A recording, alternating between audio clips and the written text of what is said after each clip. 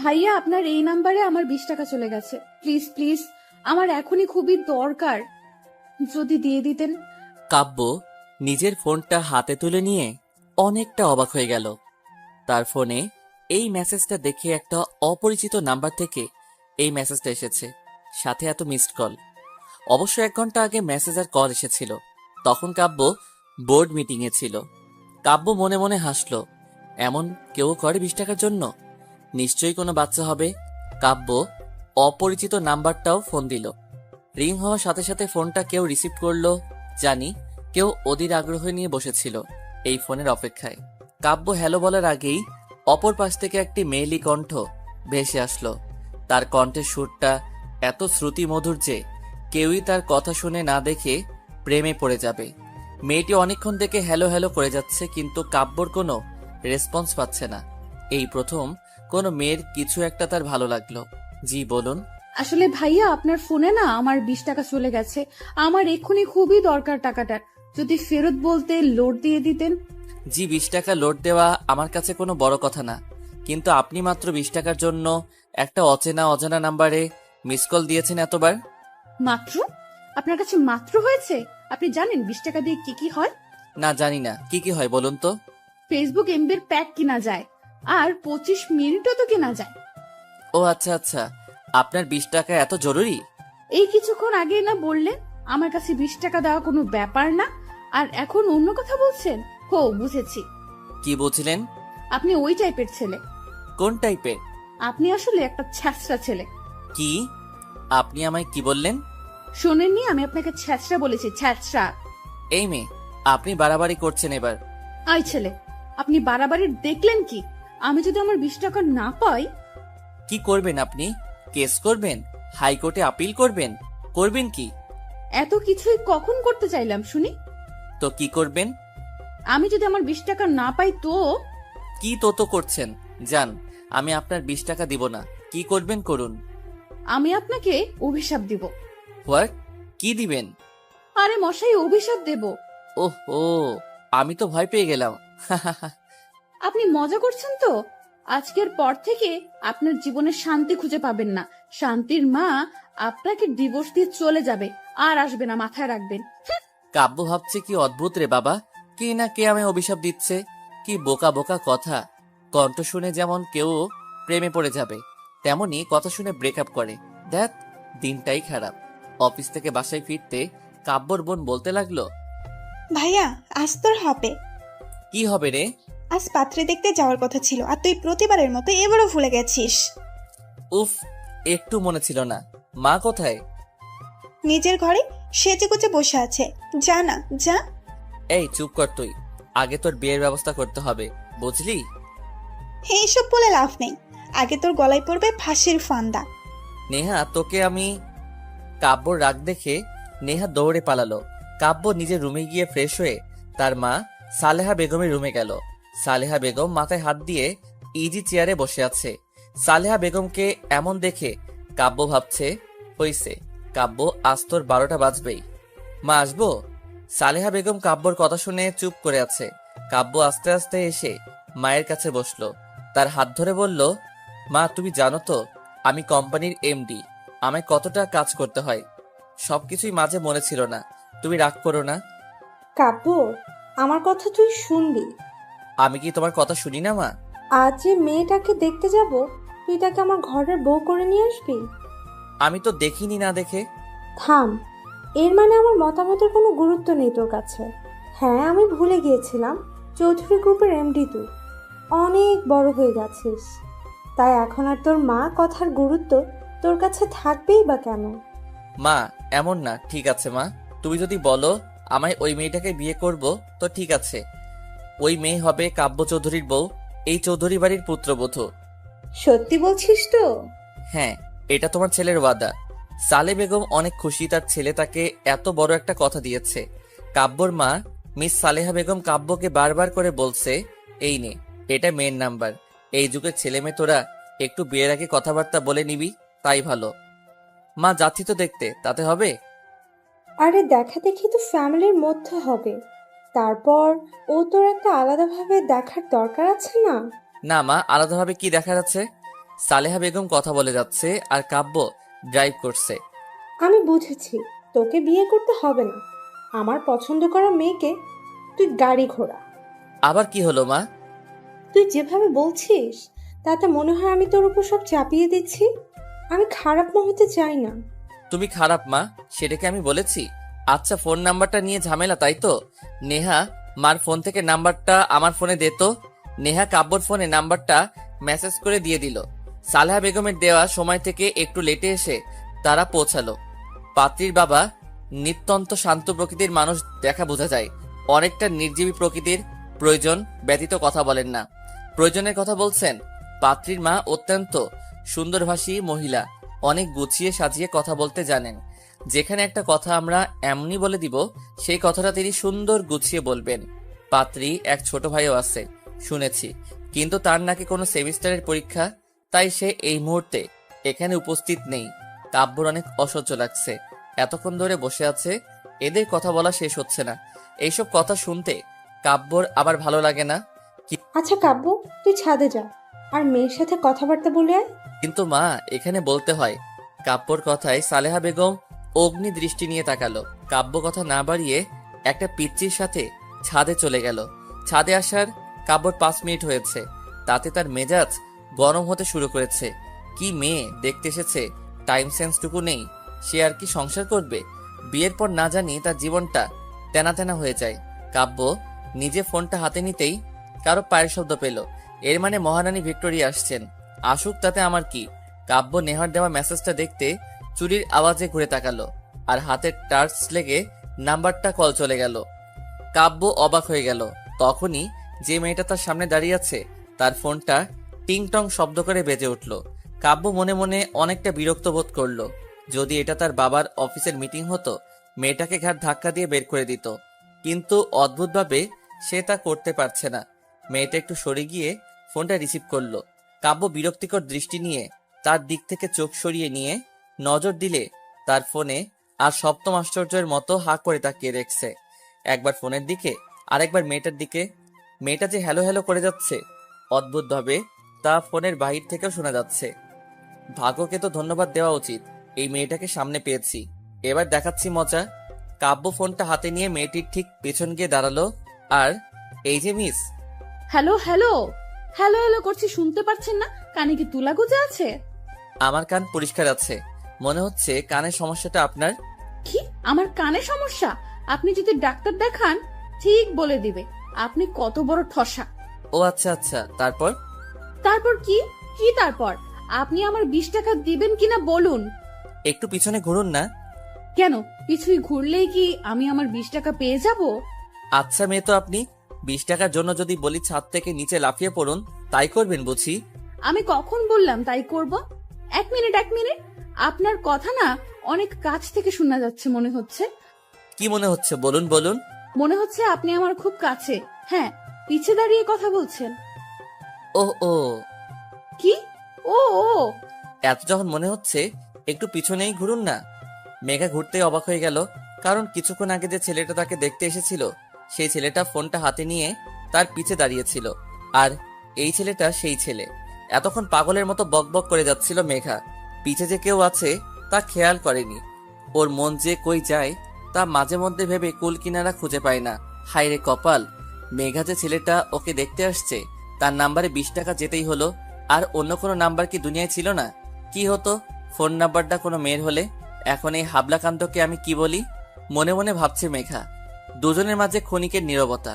এবার মেঘা কাব্যর দিকে একটু চোখ দিল। কাব্য কালো রঙের শার্ট সাথে ব্লু জিন্স পরেছে, হাতে একটা ব্র্যান্ডের ঘড়ি আছে। গায়ের রং ধবধবে দুধের মতো হওয়া কালো রং বেশ মানিয়েছে তার স্ট্রেট চুলগুলো। হালকা বাতাসে উঠছে, বড্ড সিল্কি চুল মনে হচ্ছে। মেঘা যে তাকে এভাবে দেখছে, তাতে যে কাব্যর কোনো ভ্রুক্ষেপ হচ্ছে বা আছে তা বোধগম্য হচ্ছে না। সে নিজের মতো পকেটে হাত দিয়ে দাঁড়িয়ে আছে। কাব্য কিছুই বলছে না, তাই মেঘা নিজের নখগুলো দাঁত দিয়ে কামড়াচ্ছিল। হুট করে মেঘার মাথায় আসলো, এখন তো উনি আমার 20 টাকা দিয়ে দিতে পারে, এখন তো কোনো সমস্যা নেই। আচ্ছা, এখন তো আপনি আমায় 20 টাকা রিটার্ন দিয়ে দিতে পারেন। এত কিছুর পরও তুমি তোমার 20 টাকা নিয়ে পড়ে আছো। এই 20 টাকার জন্য তুমি আমায় ছেঁচড়া ছেলে বলেছো। তো ভুল বলেছি আপনি মনে নিচ্ছেন কেন? রাত গেছে, কথাও গেছে, মনে রাখার কি আছে? কিন্তু রাত তো যায়নি। মেঘা মনে মনে আমি ঢোক গিলতে লাগলো। যাহ, আমার 20 টাকার আশা আমায় ছেড়ে দিতে হবে। একটু আগে রাগ লাগছে দেখে তো অনেক বড়লোক মনে হচ্ছে। এত চিপড়ে কোয়ালিটির হইলে কিভাবে সম্ভব? রাগ উঠলে আমি উল্টাপাল্টা কথা বলে ফেলি। আমি হুট করে বলে ফেললাম, 20 টাকা দিচ্ছেন না? আর বিয়ে করে বউকে তো 1 টাকা দিবেন না, বাপের বাড়ি থেকে খরচ চালাতে হবে। মেঘার কথায় কাব্য রেগে গেল। তার চোখে স্পষ্ট রাগের ছাপ। মুহূর্তেই চোখ জোড়া লাল হয়ে গেল। এখন হাতগুলো মুষ্টিবদ্ধ করে দাঁড়িয়ে আছে। কাব্য চেঁচিয়ে বলল, তুমি কি মিন করতে চাচ্ছ? প্রথম আমায় শেষরা বলছে, এখন কোন টাইপের বলতে চাচ্ছ? তোমাকে আমি বিয়ে করব আর তোমার বাবার টাকায় চলবো? How funny! তুমি তো রিজেক্টেড। আর 1 মিনিট না দাঁড়িয়ে কাব্য হনহন করে নিচে নেমে গেল। মেঘা তার পিছু পিছুই যাচ্ছিল, কিন্তু শাড়িটা এত ভেজাল করছে যে আস্তে আস্তে সিঁড়ি বেয়ে নামতে হচ্ছে মেঘার। মা, এখানে আর 1 মুহূর্ত না, এখনই চলো। কাব্যর কথায় কাব্যর মা অবাক হয়ে গেলেন। তিনি তার ছেলেকে দেখে বুঝে ফেলেছেন যে সে মারাত্মক রেগে গেছে। কাব্যর রাগের মাত্রা তার জানা আছে। তিনি পড়েছেন বিপাকে, না উঠতে পারছেন না ছেলের কথায় তার সাথে যেতে পারছেন। মহা বিপদের গন্ধ তার নাকের সামনে ভুরভুর করছে। এতক্ষণে মেঘা নিচে আসতেই কাব্য মেঘাকে উদ্দেশ্য করে বলল, এই মেয়েকে আমি বিয়ে করব না, কখনো না। এই যে আন্টি, আপনি অনেক সুন্দর আর সুইট করে কথা বলতে পারেন, কিন্তু আপনার মেয়ে একটা অত্যন্ত অভদ্র অসভ্য মেয়ে। এই মেয়েকে আমি কেন কোনো ছেলেই বিয়ে করবে না। এই যে আপনি আমার শিক্ষা তুলে কথা বলছেন কেন? তুমিও কিছুক্ষণ আগে তাই করেছো। শুনেন, আপনি নিজেকে কি ভাবেন বলুন তো? আপনি প্রিন্স চার্মিং নাকি অন্য কিছু? তুমি কি নিজেকে রানী ভিক্টোরিয়া না মোনালিসা মনে করো? আমার বিয়ে হোক না হোক, আমি তো আপনাকে বিয়ে করব না। তোমায় আমি আগে রিজেক্টেড করে দিছি, তাই কথা বলার কোনো মানেই হয় না। কাব্য চলে গেল ও মেঘা চলে গেল। দুজন দুজনের বিপরীত মুখে চলে গেল। কাব্য নিজের রুমে আরাম করে শুয়ে আছে আর ফোনে গেম খেলছে। কাব্যর বোন এসে মুখ ফুলিয়ে বলল, ভাইয়া, এটা একদম ঠিক হলো না। কোনটা? তাড়াতাড়ি ভুলে গেলি? তুই কি বলতে চাস ক্লিয়ার করে বল, না হয় গেট লস। ভাইয়া, কি হয়েছে বলতো? আমার থেকে তোর এত ইন্টারেস্ট কেন? কই? কি ব্যাপার বলতো? কোনো ব্যাপার না। হঠাৎ করে তোতলানো শুরু করলি কেন? এমন ভাবে প্রশ্ন করছিস যেন আমি রিমান্ডের আসামি। তো তুই আমার সাইডে না থেকে ওই মেয়েটার সাইডে কেন? ওই মেয়েটা তোর কি লাগে, বোন? কাব্যর বোন হনহনিয়ে চলে গেল। কাব্য সন্দেহজনক ভাবে নেহার চলে যাওয়ার দিকে তাকিয়ে আছে। মেঘার মা খুব শান্তিপূর্ণ ভাব নিয়ে আছেন। মেঘার বুঝতে বাকি নেই এটা মহাযুদ্ধ। এর আগের পরিস্থিতি, মেঘা ওর মতো পা দুলিয়ে দুলিয়ে আইসক্রিম খাচ্ছে। মেঘার বাবা মাঝে মাঝে মেঘার দিকে এক দৃষ্টিতে তাকাচ্ছেন, আবার নিজের দৃষ্টি ফিরিয়ে নিচ্ছেন। বাবাকে দেখে মনে হচ্ছে এই মহাযুদ্ধ মেঘা লাগিয়ে দিয়ে চুপচাপ পরাস্ত সৈনিকের ন্যায় বসে আছে। মেঘার ভাইয়ের আজ ভার্সিটিতে অ্যাসাইনমেন্ট ছিল, তাই ওকে যেতে হয়েছিল। এই মহাযুদ্ধ বেচারা মিস করে গেছে। ভার্সিটি থেকে ফিরে মেঘার দিকে ড্যাব ড্যাব ভাবে তাকিয়ে আছে। আপু, তুই এটা কি করলি বলতো? কি করেছে শুনি? এত সুন্দর, স্মার্ট, কিউট, হ্যান্ডসাম, ড্যাশিন মার্কা ছেলেকে রিজেক্ট করে দিলা? ও রিজেক্ট করেনি, ছেলে করেছে। মেঘার মায়ের কথায় মেঘা আর আকাশ একসাথে ওদের মাকে বলে উঠল, তুমি একটু চুপ থাকো না মা। হ্যাঁ, আমি তো চুপ থাকবই। তোদের যা ইচ্ছে হয় তোরা করবি। এইসব দোষ তোমার, বুঝলে? এর মধ্যে আমায় টানছো কেন? টানবে না, তুমি তো নষ্টের গোড়া। পুতুল, কি আজে বাজে বলছো? আহা মা, তুমি এই সিরিয়ালি ড্রামা কিছুক্ষণের জন্য বন্ধ করো তো। এই আকাশ, তোর কি হয়েছে বলতো? কেন আপু, কি হবে? তুই আমার ভাই না ওই কাব্যর ভাই? অবশ্যই তোমার ভাই। আমার সাথে রক্তের সম্পর্ক হয়ে আমার দিকে টানছিস না? আমি এত কিউট সুন্দর না বলে বলছিস ছেলেটা কত সুন্দর কিউট হ্যান ত্যান কেন? ওমা, তাই নাকি? আমি এসব বলেছি? আচ্ছা, তুই আর কাব্যের বোন নেহা একই ডিপার্টমেন্টের না? সি, তো? তো কি, তুই আমায় বল। আরে আপু, যে বোনের ভাই আমার বোনকে পাত্তা দেয়নি, আমি সেই ভাইয়ের বোনকে কেন দিব বলো? এই না হলো আমার ভাই? মেঘার ভাই মাথায় হাত দিয়ে বসে রইল। কি আকাশ পাতাল ভাবতে শুরু করেছে ও ভালো জানে। তখনই, এই, তোর ফোন ধরতে এত টাইম লাগলো কেন সেটা আগে বল। সি নেহা, তোমার ভাষার এ কি হাল হয়েছে? চুপ করে থাক, তুই একটা কথা বলবি না আমার ভাষা নিয়ে। আচ্ছা বাবা, আচ্ছা, এত হাইপার কেন হচ্ছ বলো তো? কেন হচ্ছি তোমায় বলতে হবে? তুমি বুঝতে পারছো না? ও, তোমার ভাইয়া আমার বোনকে রিজেক্ট করেছে, সেজন্য তুমি হাইপার হচ্ছ? কেন, আমি তো আর তোমায় রিজেক্ট করিনি। তুমি জানো আমি কত ছলে বলে কৌশলে মায়ের কানে মেঘা আপুর কথাটা তুলেছিলাম। নেহা আন্টি কিন্তু আগে থেকে মেঘা আপুকে মারাত্মকভাবে পছন্দ করতেন, তুমি শুধু হওয়া কাজটাকে করে দিয়েছো। আমি না করলে না, মা ইমোশনাল ব্ল্যাকমেল করে ভাইয়াকে রাজি করাতে পারতো না। সব তো ঠিক ছিল, ওদের মাঝে এমন কি হলো যে দুজন এমন বিহেভ করলো? ওরা কি দুজন দুজনকে আগে থেকে চিনতো? কিন্তু প্রশ্ন হচ্ছে কিভাবে, কেমনে? আমি এসব কিছুই বুঝি না, জাস্ট বলবা, এরপর তুমি কি করবা? শোনো আপু, আর ভাইয়াকে এক করার জন্য যদি আমাদের করোনা ভাইরাসের মেডিসিনও আবিষ্কার করতে হয়, তাও আমরা করতে পিছুই পা হব না। এর মধ্যে করোনা ভাইরাসের মেডিসিন আসছে বা কোথা থেকে? ওরে আমার মাথা মোটা, চুপচাপ প্ল্যানটা শোনো। এটা এবার একটা কাজে দিবে তো? দিবে মানে 100% দিবে। আচ্ছা দেখে নিব, শুনে এখন ফোন রাখছি আমি। নেহা ফোন রাখতেই আকাশ হাত ছেড়ে বাঁচল, হাত পা মেলে চিত হয়ে বিছানায় শুয়ে পড়ল। নেহার সাথে তার 2 বছরের সম্পর্ক, অনেক বেশি ভালোবাসে মেয়েটা, কিন্তু তাকে পাওয়ার জন্য হয়তো একটু বাড়াবাড়ি টাইপের কিছুই করছে। কিন্তু এটা না হলে নেহার সাথে ওর একসাথে থাকা আর হবে না। কবি বলেছেন ভালোবাসায় সব ঠিক, কোনো কবি বলেছিল এই মুহূর্ত আকাশের মনে নেই, আর তা সে মনে করতে যাচ্ছে না। এখন তার একটা মিশন, কাব্য মেঘার বিয়ে দেওয়া। অনেকক্ষণ ধরে আকাশ মেঘার সামনে বসে আছে, কিছুই বলছে না। মেঘা ভ্রু কুচকে আকাশের দিকে তাকিয়ে ভাবছে আসলে ওর মতলবটা কি। আপু আসলে আমি তখন তোর সাইড নেইনি, তোর অনেক খারাপ লেগেছে। লেগেছে তো। আচ্ছা আপু, তুই এসব বিয়ে টিয়ে বাদ, তোকে ওইসব করতে হবে না। তুই এর থেকে এক কাজ কর, তুই তো একটা প্রজেক্ট ফাইল নিয়ে কাজ করছিস, একটা কোম্পানি আছে সব থেকে নাম করা আর মার্কেটে নাম্বার 1 কোম্পানি।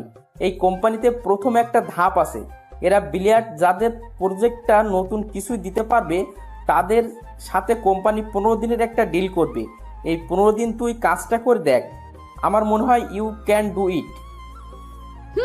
তোর আইডিয়াটা আমার ভালো লেগেছে। আর তাছাড়া এই প্রজেক্টটা নিয়ে অনেক বেশি মাথা ঘামিয়েছি। এমন একটা সুযোগ সত্যি হাতছাড়া করা যায় না। বাহ, আমি কি এমনি বলি, আমার আপু কোটিতে একটা। একটা কথা এখনো বুঝতে পারছি না, তুই এত এত এইসব বিষয়ে হুট করে আগ্রহ প্রকাশ করছিস। আপু, ক্রাইম পেট্রোল দেখো, ভালো কথা, কিন্তু তা থেকে ভালো কিছু শেখো। অহেতুক নিষ্পাপ বাচ্চার উপর দোষ লাগাবি না বলে দিলাম। আচ্ছা, তোকে রাখতে হবে না, আমায় কাল অফিসের অ্যাড্রেসটা দিয়ে দিস। এখনই নিয়ে নে। এত তাড়াহুড়ো কেন করছিস বলতো? তোর ভাবসাব দেখে মনে হচ্ছে আমি আজই এই মুহূর্তে অফিস গেলে তুই 2-3 বার লুঙ্গি ড্যান্স দিবি। তুমি অফিস গেলে বেতন তো পাবা, সেটা তোমার বেশি লাভ হবে, তাই খুশি ধরছে না আর। বাহ ভাই, তুই তো দেখি শুধু ভবিষ্যৎ না, ভবিষ্যতের ভবিষ্যৎ ভেবে রেখেছিস। আচ্ছা যাও, তুমি আমায় সন্দেহ করছো, জানি আমি তোমায় কোনো না বিপদে ফেলবো। আচ্ছা আচ্ছা, আর মুখ ফুলাতে হবে না। আমি কাল কখন যাব সেটা বল। সকাল 10টার আগে গেলে হবে। আচ্ছা ঠিক আছে, এখন তুই ফোট এখান থেকে। আপু, উপকারী উপকার তো স্বীকার কর। তুই যাবি কিনা? আকাশ উঠে চলে গেল, তার মুখে বিজয়ের হাসি। এবার শুধু সব ঠিকঠাক ভাবে হলেই বাঁচা যায়। আকাশটার মাথায় যে কি চলছে তা মেঘা কিছুতেই বুঝতে পারছে না। যাই হোক, মেঘা বেশি ভাবছে। ফোনের ডাটা অন ছিল, ক্রিং করে মেসেজ টোন বেজে উঠল। নিস্তব্ধতায় ঘেরা এই রাতে কোনো শব্দে হুট করে বুকের ভিতরটা কেঁপে উঠল মেঘার। কি নিষ্ঠুর ফোন রে বাবা, রাতের নীরবতাকে কিভাবে ক্ষত বিক্ষত করছে তার বিভৎসতায়। ফোনটা হাতে নিয়ে মেঘা দেখল ওকে ইমোতে কেউ একটা মেসেজ দিয়েছে। তা সিন করতে দেখল কাব্য চৌধুরী মেঘাকে মেসেজ দিয়েছে। What a name! মেজাজটা 4 গুণ খারাপ হয়ে যাচ্ছে মেঘার। এই লোকটাকে ওর অনেক অসহ্য লাগছে। মাঝে মধ্যে ইচ্ছে হচ্ছে তাকে টুকরো টুকরো করে চিল শকুন দিয়ে খাওয়াই দেই। আপনার কি সমস্যা? আমার নাম কি হয় হোক, কোনো সমস্যা নেই, শুধু বেমানান রকম কিছুই ফেল হচ্ছে। আপনার ফিল আপনার বুক পকেটে ভরে রাখুন ওকে। তা না হয় রাখবো, কিন্তু কি বলতো, মেঘা নামটা কত কিউট, কিন্তু তোমায় তো নামটার সাথে খাপ খাওয়াতে পারছি না। আফসোস। আপনাকে কেউ বলেছে খাপ খাওয়াতে? আর আপনি কি বলতে চান? আমার নাম কিউট? আমি কিউট না? বাহ, এতক্ষণে তুমি একটা সঠিক কথা বলেছ। আপনি কিন্তু বেশি বাড়াবাড়ি করছেন। আপনাকে আমি অনেক অনেক। অভিশাপ দিবা? হ্যাঁ, পারলে তাই দিব। শুনুন, হ্যাঁ, শোনাও। আপনার না বিয়ে হবে না, হলেও বিয়ে করা বউ টিকবে না, টিকলেও আপনার বাচ্চা কাচ্চা হবে না, আর হলেও সে মানুষ হবে না, আপনার মতো শয়তানের হাড্ডি হবে। Wow, so cute. মানে এত কিউট কিউট অভিশাপ দিতে থাকো, ঠিক আছে? আপনি আমার সাথে মজা করছেন? আজকের জন্য এতটুকু এন্টারটেইনমেন্ট যথেষ্ট, বেশি হলে আবার হজম হবে না। ভালো থাকো, বাই। নিতে পারছে না মেঘা, ফোনের ডাটাটা অফ করে ফোনটা রেখে দিল। আর ভাবতে থাকলো, শয়তান বেটা, আমায় এইভাবে বললি তো তোর জীবন তেজপাতা হয়ে যাবে। এমন মেয়ের পাল্লায় পড়বি না যে নিজের জীবনটা শেষ হয়ে যাবে। সকাল 10টা। মা, 10টা বেজে গেছে, তোমার জন্য আমার লেট হচ্ছে। প্রথম দিন যাচ্ছি, আমায় তো ওরা নিবে না, উল্টা ঘাট ধরে বের করে না দেয়। কতবার বললাম একটু আগে ডেকে দিও, ডেকে দিও, কে শোনে কার কথা? এই, মেজাজটা কম করতে শিখতো। তাড়াহুড়ো করিস না, সাবধানে যা।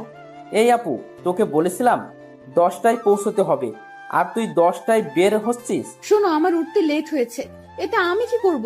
মা তো আমাদের দেরি করে ডাক দিয়েছে।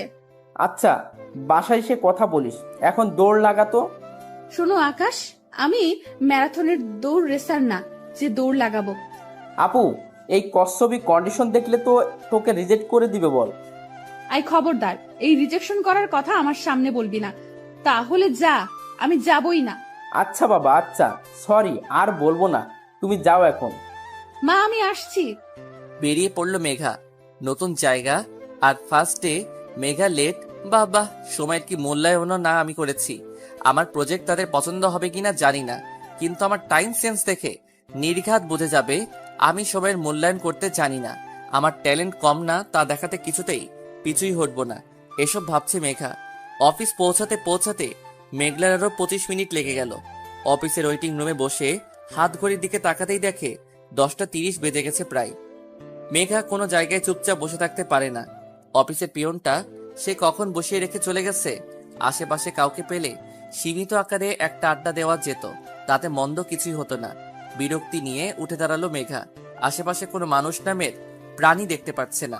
অফিসটা ঘুরে দেখলে মন্দ হবে না। মেঘার ভাবা মানে কাজ করা। অফিসটা বেশ বড়, ওয়েটিং রুমটা তুলনামূলকভাবে ছোট হলেও বাহিরের কাজের ডেস্কগুলো বেশ জায়গা নিয়ে বানানো হয়েছে। একটু জিনিসের দিকে চোখ যেতেই মনটা উৎফুল্লতায় নেচে উঠল মেঘার। ওর ঠিক বা পাশে একটা অ্যাকোরিয়াম। মেঘা অ্যাকোরিয়ামটার পাশে গিয়ে দাঁড়ালো। মাছের বাচ্চা কাচ্চাগুলো কি সুন্দর এই সচ্ছল পানির মধ্যে ঘুরে বেড়াচ্ছে। এই মাছগুলো এমন ছোট ছোট প্রজাতির, তাহলে এদের বাচ্চা কি এদের মতো ছোট ছোট হয়? ভাবলেশীন ভাবনায় ডুবে গেল মেঘা। হুট করে পিছু ঘুরতেই কারোর সাথে ধাক্কা খেলো।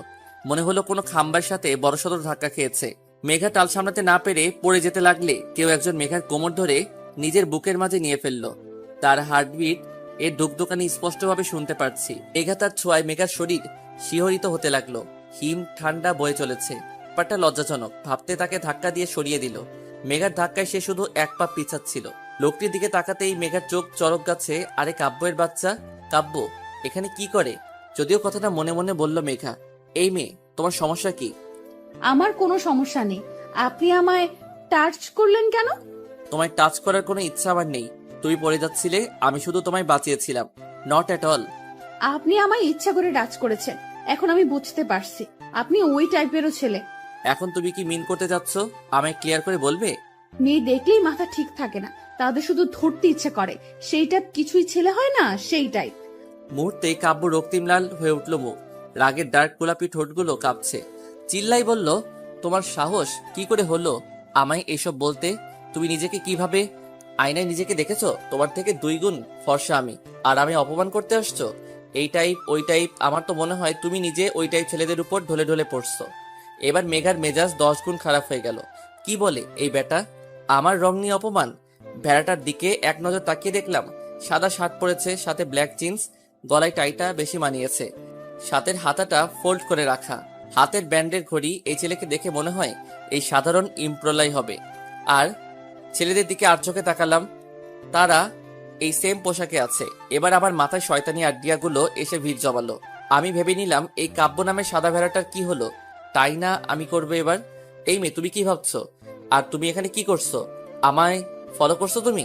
আপনি একজন সিম্পল এমপ্লয়ির মতো থাকুন, বেশি কথা বলতে আসবেন না। আমি সাধারণ এমপ্লয়ি। মানে তুমি? দেখুন, এই কোম্পানির বস মিস্টার আয়ান মাহমুদের একমাত্র হবু বউ আমি, মেঘা রহমান। আপনার বস যদি জানে না আপনি তার জান পাখির সাথে এমন টাচমি করেছেন, আপনার অবস্থা নাজেহাল করে ছাড়বে। তুমি আয়ান মাহমুদকে চিনো? আর কাল তো তোমায় আমি দেখতে এসেছিলাম। একদিনের মধ্যে কিভাবে কি হলো? আপনাকে এত মাথা খাওয়াতে কে বলেছে বলুন তো? জানার কিউরিওসিটি হচ্ছে। উফ, মহা মুশকিল তো। শুনুন, আমার আর আয়ানের 4 বছরের প্রেমময় সম্পর্ক। 4 বছর? কিন্তু আয়ান মাহমুদ তো 4 বছর বিদেশে ছিলেন তোমার সাথে, কেমনি কি? এত প্রশ্ন করছেন কেন? যদি শুনতে না চান তো চুপ করে থাকুন, হয়তো প্রশ্ন করে আমায় জ্বালাবেন না। ওকে ওকে, শুধু এটা বলো, এত বড় কোম্পানির এমডি হয়েও তোমার বিয়ে কেন করছে না আমার সাথে? কেন তোমার ফ্যামিলি দিতে রাজি না? যা, মহা ঝামেলাপূর্ণ প্রশ্ন করে বসেছে। এর উত্তর একটা টাইট সাইড কিছুই দিতে হবে। আর অহেতুক নিজেকে আয়ান মাহমুদের হবু বউ বলাই জেলে যেতে পারি। এই ছোট বয়সে জেলে যাওয়া যাবে না। কি বলি ভাবছে মেঘা। আসলে সমস্যাটা কি হচ্ছে আয়ানের? কি আয়ানের? আয়ান মাল খায়। কি? সরি, মানে আয়ান ড্রিঙ্ক করে। সরি, এটা বাবার খুব অপছন্দনীয় বিষয়। আসলে বড়লোক বাবার একমাত্র ছেলে একটু একটু তো খাবে, এতে অপছন্দের কি আছে? আমার তো ড্রিঙ্কস করা ছেলে স্বামী হিসেবে বেশ পছন্দ। কাব্যর চোখের দিকে তাকাতেই মেঘা চুপ হয়ে গেল। তার চোখে মুখে স্পষ্ট রাগের ছাপ। সে রাগে ফুসফুস করছে, তা ভালো বোঝা যাচ্ছে। মেঘা তো আয়নের কথা বলছে, তাহলে কাব্য কেন রাগে জ্বলছে? ও বুঝেছি, জেলাস ফিল করছে। How cheap. কাব্য দেখে এবার ভয় হওয়াটাই স্বাভাবিক। রাগে চোখটি লাল হয়ে উঠেছে, ডার্ক গোলাপি ঠোঁটগুলো কামড়ে ধরে আছে। একপাশে শার্টের হাতের ফোলটা অগোছালো হয়ে উঠেছে। সেদিকে ব্রুকেপ না দিয়ে কাব্য 1 পা 2 পা করে মেঘার দিকে এগিয়ে যেতে লাগলো। অদ্ভুতভাবে মেঘার ভয় লাগছে। কাব্যকে সে ভয়ে কুকিয়েছে।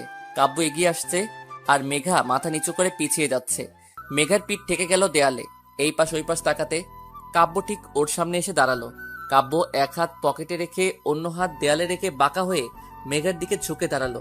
অনেক কাছে থাকা সত্ত্বেও কাব্য মেঘাকে টাচ করেনি, আর তার খুব কাছে শুধু দাঁড়িয়ে আছে। মেঘার ভয় যায় অবস্থা। দৌড়ে পালানোর সুযোগ পেলে হয়তো ম্যারাথন রেসারকেও হার মানাবে। মিস মেঘা, জি।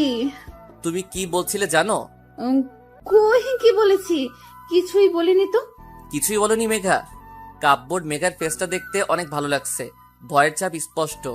ভয়ে বাচ্চাদের মতো চোখ বন্ধ করে আছে। কাব্য মেঘার থেকে সরে এসে বলল, তুমি কি বললা মেঘ? আমি কই? তুমি কি বললা মেঘা? তুমি আয়ন মাহমুদের হবু বউ? মেঘা নিশ্চুপ। সবসময় ফাইজলামো করলে যে হয় না তা এখন হারে হারে বুঝতে পারছে সে। এই লাল রাক্ষস আমার সাথে এখনই কি করবে কে জানে। এইসব ভাবছে। মেঘা কাব্যর পাশে একটা ছোটখাটো ড্রেস পরা মেয়ে এসে দাঁড়ালো। অফিসের এমপ্লয়ি। মেঘার মেয়েটাকে দেখে মনে হচ্ছে বড্ড অভাব অনটনের ফলে জামার বাকি অংশ বিক্রি করে দিয়েছে। আহারে বেচারি। কি হয়েছে কাব্য বেবি? এই মেয়েটাকে? ও তিশা, মিট। উনি নাকি আয়ন মাহমুদের হবু বউ। ও মাই গড, সিরিয়াসলি? ওদের হাসাহাসি দেখে মেঘার ইচ্ছে করছে মাটি ফাঁক করে তার মধ্যে ঢুকে যায়। কি দরকার ছিল এমন একটা মিথ্যা বলার? এখন কতটা অপ্রস্তুত ফিল হচ্ছে। মেয়েটি হুট করে মেঘার গাল টিপে ধরল। এত জোরে ধরল জানি গালের হাড়গুলো ভেঙে ফেলা তার প্রধান কাজ। এই মেয়ে তোমার খুব শখ না আয়ান মাহমুদের বউ হওয়ার? তোমাকে হওয়াইতাছি। মেয়েটা মেঘাকে ছেড়ে দিয়ে ডাকতে লাগলো। এই রিয়া, রাহেল, দীপ, রায়হান, আদিত্য, তোরা কোথায়? এদিকে আয়। মেয়েটার ডাকে সবাই এখানে জড়ো হয়ে গেল। মেঘা এখনো বুঝতে পারছে না এই আয়ন মাহমুদটাকে। রোগা হ্যাংলা পাতলা একটা ছেলে বলে উঠলো, আরে রায়হান, দেখে এই মেয়েটা নাকি আয়ান মাহমুদের বউ। কিছুক্ষণ আগে তো শুধু 2 জন হাসছিল, এখন এরা সবাই মিলে হাসছে। কাব্য পকেটে হাত দিয়ে মেঘাকে বলল, ইউ ফুল, তুমি আদৌ জানো আয়ন মাহমুদকে? মেঘাকে সত্যি জানে না আয়ন মাহমুদকে, তাই হা করে তাকিয়ে থাকা ছাড়া আর কোনো কাজ ওর চোখে পড়ছে না। আমি আয়ন মাহমুদ কাব্য চৌধুরী। আল্লাহ বাঁচালে মেরি জান। এ কি, এর নাম তো কাব্য চৌধুরী, তাহলে রেলগাড়ির মতো এত লম্বা নামটা কই থেকে আসলো? এখন মেঘার কান্না করতে ইচ্ছে হচ্ছে, তাও যে সে কান্না না, মরা কান্না করতে ইচ্ছে হচ্ছে। ফ্লোরে বসে হাত পা ছড়িয়ে কান্না করতে ইচ্ছে করছে। বিড়বিড় করে বলতে লাগলো, তোমার মতো মেয়েরা কেমন হয় জানো মেঘা? প্রথমে বড়লোকের ছেলে দেখো, তাকে নিজের বোকা স্বভাব আর সৌন্দর্য জালে ফাঁসিয়ে ফুসলিয়ে বিয়ে করে নাও। এই তোমার কোয়ালিটি।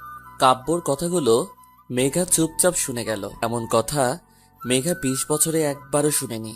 কতটা নোংরা মনের মানসিকতা থাকলে এই কথাটা বলা যায় তা কল্পনা করেও খুঁজে পাচ্ছে না মেঘা। তুমি এই আয়ান মাহমুদ কাব্য চৌধুরীকে এই টাইপ সে টাইপ বলছো। আজ তো আমার মনে হচ্ছে তুমি কোন টাইপের, নাকি তুমি পতিতালয়ের বাসিন্দা অনায়াসে বলে দিতে পারলা। তুমি আয়ান মাহমুদের হবু বউ। কাব্যর কথাগুলো শুনে মেঘা মাথা ঠিক রাখতে পারল না। মেঘার পাশ দিয়ে পিয়নটা যাচ্ছিল কারো জন্য কফি নিয়ে, মাথা নিচু করে যাচ্ছে। তাকে দেখে মনে হয় বৃদ্ধা অভাবের তাড়নায় কাজটা করছে। এই নোংরা কথাগুলো শুনতে হয়তো তারও ভালো লাগছে না। মেঘা কিছুই না ভেবে কফির মগটা তুলে সামনের দিকে ছুঁড়ে মারল। কফির মগটা টাইলস করা মেঝেতে পড়ে ঝনঝন শব্দে ভেঙে গেল। মুহূর্তেই এক বিকট শব্দে মেঘা সামনের দিকে তাকাতেই দেখল কাব্য নিজের হাতে তাকে ফোনটা এক আছাড়ে ছিন্ন বিচ্ছিন্ন করে ফেলল। বিষণ্ণিত হয়ে গেল, কারণ মেঘা কফিটা তাহলে কাব্যর মুখেই ছুঁড়ে মেরেছে। তাই রাগে তিনি তার ফোনটা ভেঙে ফেললেন। মুহূর্তেই কাব্য রিয়া নামের মেয়ে হাতে থাকা জুসের বোতলটি এক প্রকার ছিনিয়ে নিয়ে মেঘার সামনে এসে দাঁড়ালো। পুরো জুসের বোতলটা মেঘার মাথায় ঢেলে দিল। তাতেও বোধহয় তার শান্তি হলো না। মেঘার চুলের ঝুঁটি শক্ত করে ধরে ফেলল। মেঘা ব্যথায় কুকিয়ে উঠল। অনেক কষ্টে চোখের পানি ধরে রেখেছে মেঘা। কেউ একজন বলেছে চোখের পানি দুর্বলতার চিহ্ন, আর মেঘা তা কিছুতেই হতে দিতে পারে না। দাঁতের দাঁত চেপে কাব্য বলতে লাগলো, তোমার এত সাহস, আমার উপর কফি ছুঁড়ে মারো? তোমার কি হাল করি আমি, জাস্ট দেখো তুমি। কাব্য মুষ্টিবদ্ধ করে ধরেছিল মেঘার চুলগুলো, আর এক হাত দিয়ে মেঘার কাঁধের হাড়গুলো ভাঙার জন্য শক্ত করে ধরে কথাগুলো বলছিল। মেঘার পারল না নিজের চোখের গঙ্গা যমুনাকে আটকাতে। বড় বড় 2 ফোঁটা মেঘার গাল বয়ে পড়ছে। কাব্য মেঘার চোখের দিকে তাকাতেই মেঘাকে ছেড়ে দিল। মেঘার থেকে একটু দূরে গিয়ে রাহেল বলে চিৎকার করলো। মুহূর্তের মধ্যে একটি ছেলে তার সামনে এসে দাঁড়ালো। কি বলো? এই মেয়েটি এখানে কি করছে? কাব্য, তুই আগে একটু শান্ত হ। আমি ঠিক আছি, তুই বল জাস্ট কেন এসেছে ও? কাব্য চিল্লাই বলল কথাটা। আমাদের কোম্পানিতে প্রজেক্টের উপর এমপ্লয়ি নেওয়া হয়েছে শুধু বেস্টটা খোঁজার জন্য। উনি এসেছেন মানে নিজের প্রজেক্টটা জমা দিতে। ফেরত দিয়ে দে। এমন একটা মেয়েকে কোনোভাবে আমি আমার কোম্পানিতে নিব না। কিন্তু কাব্য, কি কিন্তু? ফাইলটা অলরেডি মিস্টার জনির কাছে চলে গেছে। ও শিট, এসব কাজ করার আগে আমায় একবার জিজ্ঞেস করতে পারলি না? কোনোবার তো এমন হয়নি, এই প্রথমবার এমন হচ্ছে। কাব্য কোমরে হাত দিয়ে দাঁড়িয়ে আছে, কি করবে ভেবে পাচ্ছে না। কিন্তু এই মেয়েকে এখানে এক মুহূর্ত সহ্য করবেন না। কাব্য মেঘার হাত ধরে টেনে নিয়ে যাচ্ছে। মেঘা বলছে, স্যার, আমার ফাইলটা আমাকে ফেরত দিয়ে দিন, তারপর আমি নিচে চলে যাব। মেঘার কথায় কাব্যর কোনো ভ্রুক্ষেপ নেই। এখন তার একমাত্র লক্ষ্য মেঘাকে অফিস থেকে বের করে দেওয়া। মেঘার কোনো কথা শুনতে চাচ্ছে না কাব্য। হুট করে একজনের ডাকে কাব্য থেমে গেল। পিছুই ঘুরতে কাব্য দেখল মিস্টার জনি আর তার সেক্রেটারি দাঁড়িয়ে আছে। কাব্য মিস্টার জনিকে দেখে কিছুই বলছেন না। মেঘা মিস্টার জনির দিকে তাকালো। তিনি বাংলাদেশি নন, একজন ভিন্নদেশী, ইংরেজও বলতে পারি। তার মাথায় একটা চুলও অবশিষ্ট নেই, মানে বাংলা ভাষায় তিনি টাকলা। মিস্টার জন কাব্যকে বলছেন, মিস্টার চৌধুরী, এখনই আমার সাথে আপনি মিটিংয়ে বসিবেন। আমি আর লেট করতে চাই না। বাহ মিস্টার টাকলা। আরে ধুর, মিস্টার জনির শুদ্ধ সাধু ভাষা শুনে মেঘার আরো মজা লাগলো। হাতে তালি দিয়ে তাকে সাবাস বলতে ইচ্ছে করছে, কিন্তু এই খাটাসটা আমায় ধরে আছে, ছাড়ার নাম নেই। ইচ্ছে করছে লাথি মেরে কাত করে ফেলে দেই। কাব্যর মুখে বিরক্তির ছাপ দেখে মনে হচ্ছে তার অনেক বড় একটা কাজে বাধা পড়ায় তার ইচ্ছে হচ্ছে এই মিস্টার জনির টাকলা মাথায় তবলা বাজাতে। এসব ভাবছে মেঘা। মিস্টার জনি চেয়ারে বসে আছেন আর চিড়িয়াখানার প্রাণী দেখার মতো একবার মেঘার দিকে আর একবার কাব্যর দিকে তাকাচ্ছে। কাব্যর শার্টটা পুরো নষ্ট হয়ে গেছে কফি ফেলার কারণে, আর মেঘার মাথার উপর জুস ফেলায় তার চুলগুলো চুপসে এলোমেলো হয়ে আছে। কাব্য নিজের শার্টের হাতাটা ভাঁজ করতে ব্যস্ত, আর মেঘা নিজের চুলগুলো গোছাতে। মিস্টার জনি বলে উঠলেন। মিস্টার জনি খুবই গম্ভীরভাবে বলতে লাগলেন, মিস্টার চৌধুরী, আমি এসব কি দেখতেছি? আপনাদের কি কোনোই ইন্টারেস্ট নেই? মিস্টার জনি, আপনি ভুল ভাবছেন। অ্যাকচুয়ালি কিছুই প্রবলেমের জন্য আমার একটু লেট হলো, তাছাড়া আর কিছুই না। টাকলার কথায় বা কাব্যর কথায় মেঘার ভ্রুক্ষেপ নেই।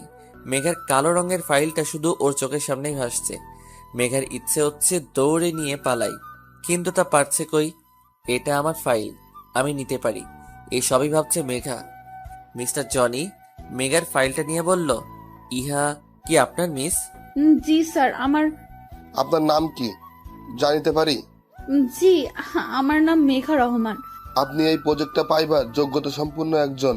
আপনি এই কাজটা ভালো করিতে পারিবেন কি বলেন মিস্টার চৌধুরী? না, এই মেয়েটা এই কাজটা করবে না, আমরা অন্য কাউকে রেখে নিব। স্যার, যদি আপনি আমার সাথে আপনার পার্সোনাল প্রবলেমটা ভুলে আমার ফাইলটা দেখে আমার যোগ্যতা নির্ণয় করেন তাহলে ভালো হবে। মেঘার প্রথমবার ভালো কিছুই বলল বলে কাব্যর বোধ হলো। ফাইলটা নিয়ে চোখ বোলাতে লাগলো। কাব্য হতবাক। এই মেয়ে এই সুন্দর ডিসক্রিপশন দিয়ে প্রজেক্টটা বানিয়েছে। এই মেয়ের মাথায় তো বুদ্ধি নেই, 1 নম্বরের ডাফার, কিন্তু ওর কাজের জন্য সত্যি এই জবটাও ডিজার্ভ করে।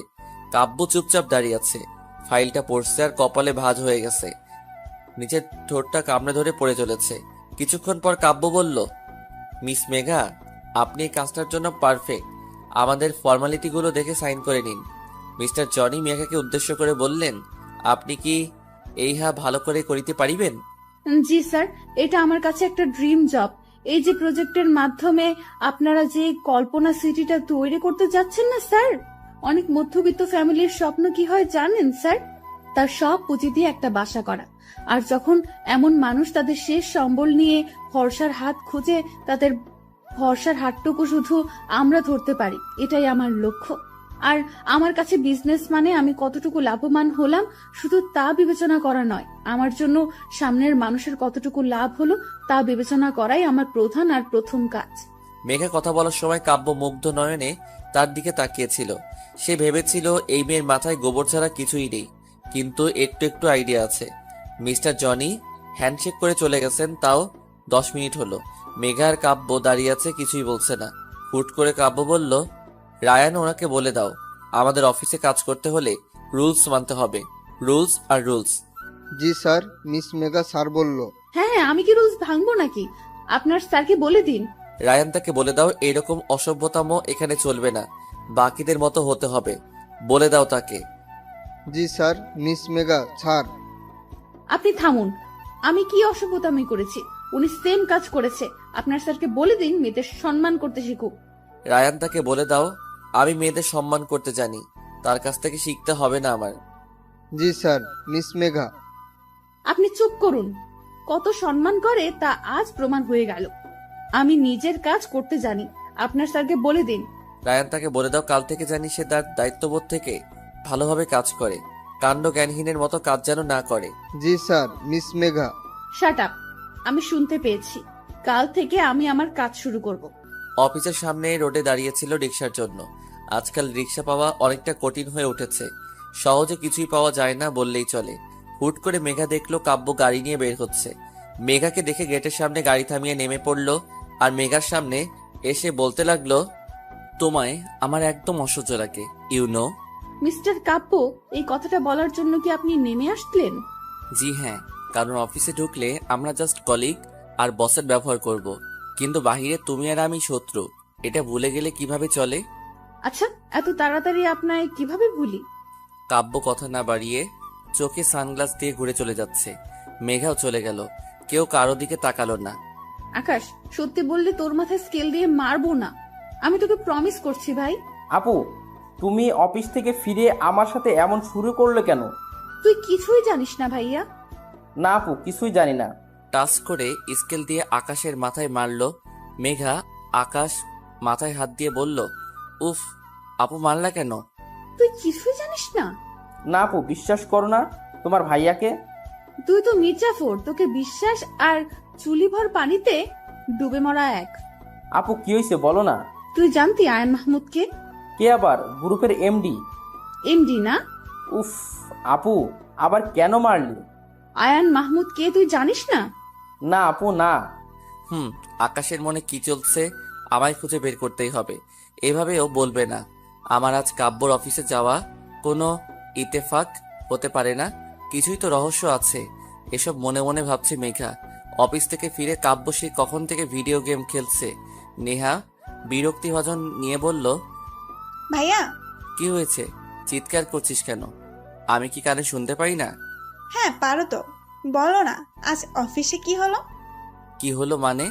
কোনো শুটিং এর প্রোগ্রাম করে ফিরেছি কি যে তোকে গল্প শোনাবো? নেহা মুখ ফুলিয়ে বসে রইল। কাব্যর সন্দেহ এবার অনেকটা বেড়ে গেল। ব্যাপার কি?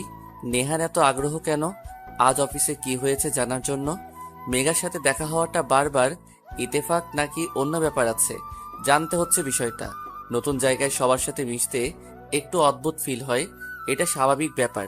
কিন্তু নতুন জায়গায় কোনো অপরিচিত ছেলে ড্যাব ড্যাব করে তাকিয়ে থাকে, তখন তা অস্বস্তিকর হয়ে ওঠে। হ্যাঁ ঠিক তাই, মেঘার সাথে এখন তাই হচ্ছে।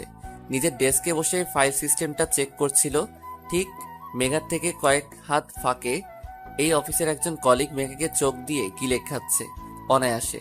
মেঘার ইচ্ছে করছে ওর চোখগুলো গুটিয়ে টেরা করে দেই। লুচ্চা কোনখানকার। মিস্টার কাব্য চৌধুরী আসতে সব মেয়ে হা হয়ে যে যার জায়গায় দাঁড়িয়ে পড়ল। জানি ডোনাল্ড ট্রাম্প হেঁটে আসছেন। অবশ্য সবার ক্রাশ কাব্য স্যার। কাব্য স্যার চকলেট কালারের একটা টি শার্ট পরেছে, সাথে হলুদ জিন্স, গলায় টাইটা আটোসাটো করে বাঁধা, হাতে ব্ল্যাক বার্নের ঘড়ি, চোখটা লালচে কালারের সানগ্লাস। নিজের সিল্কি চুলগুলো ঠিক করতে করতে আসছেন। ওইদিকে নজর না দিয়ে নিজের কাজে মন দিল মেঘা। 15 দিন পর আমার মুক্তি ভাবতেই আনন্দ নিকেতন গিয়ে দেই দেই করে নাচ করতে মন চাচ্ছে।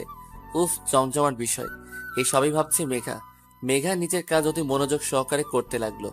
বিপত্তি ঘটলো তখন, যখন অফিসের মনিটরটা আর কাজ করছে না। এখনো অনেক কাজ। মেঘা এখানকার পিয়নকে ডেকে কথাটা বলতেই তিনি ম্যানেজারকে জানালেন বিষয়টা। ম্যানেজার গম্ভীরভাবে বলল, আই এম সরি, এটা যে রিপেয়ার করার কথা ছিল তা হয়তো লক্ষ্য করিনি, এর জন্য হয়তো এই হাল। কিন্তু স্যার, আমি তো কাজ করব, আমার অনেকটা কাজ এখনো পড়ে আছে। আপনি আমার সাথে চলুন। কি ব্যাপার ম্যানেজার সাহেব, আপনি হুট করে এখানে? স্যার, ওনার মনিটরটা হুট করে নষ্ট হয়ে গেছে, আর আপনার কেবিনে ছাড়া তো অন্য কোনো এক্সট্রা মনিটর নেই, তাই আমি বাধ্য হয়ে এক প্রকার নিয়ে আসলাম। কাব্য বিরক্ত হলেও কিছুই বলল না। ম্যানেজার সাহেব মেঘাকে বসিয়ে দিয়ে চলে গেছেন। এই রাক্ষসপুরীতে বসে স্বয়ং রাক্ষস রাজের সাথে বসে কাজ করছি। কত যে বিরক্তিকর পরিস্থিতি তা কোনো ভাষার দ্বারা ব্যাখ্যা করা সম্ভব না। অসম্ভব ব্যাপার স্যাপার সব। কিন্তু এক বিষয়ে খুব ভালো লাগছে, ওই ছেলেটার চেয়ে রাক্ষস রাজ বেটার। মনে মনে ভাবছে মেঘা। মেঘা নিজের মতো কাজ করে যাচ্ছে, সময় খুব কম, কাজ খুব বেশি। কাব্য স্যার নিজের মতো কাজ করছে, কিবোর্ড চাপার শব্দ ছাড়া আর কোনো শব্দ ধ্বনিত হচ্ছে না। ক্যাফেটেরিয়ায় পাশাপাশি বসে আছে আকাশ আর নেহা। তাদের মাথায় একটা লক্ষ্য, কাব্য মেঘাকে এক করা। এত ভাবনা চিন্তা পরীক্ষার সময়ও করে না যতটা এখন বসে করছে। এই, তোর মাথায় কোনো আইডিয়া আসলো? নেহা, এটা তোমার ভাষা, আমায় তুই কেন বলছো? যতদিন না তুই আমাদের ফ্যামিলিতে বলতে পারবি ততদিন আমি তোকে তুই বলবো। বাড়াবাড়ি হয়ে যাচ্ছে কিন্তু নেহা। বাড়াবাড়ির তুই দেখেছিস কি? এখন দেখাবো। ওরে বাবা, এখন আমাদের ঝগড়া না, এক থাকতে হবে।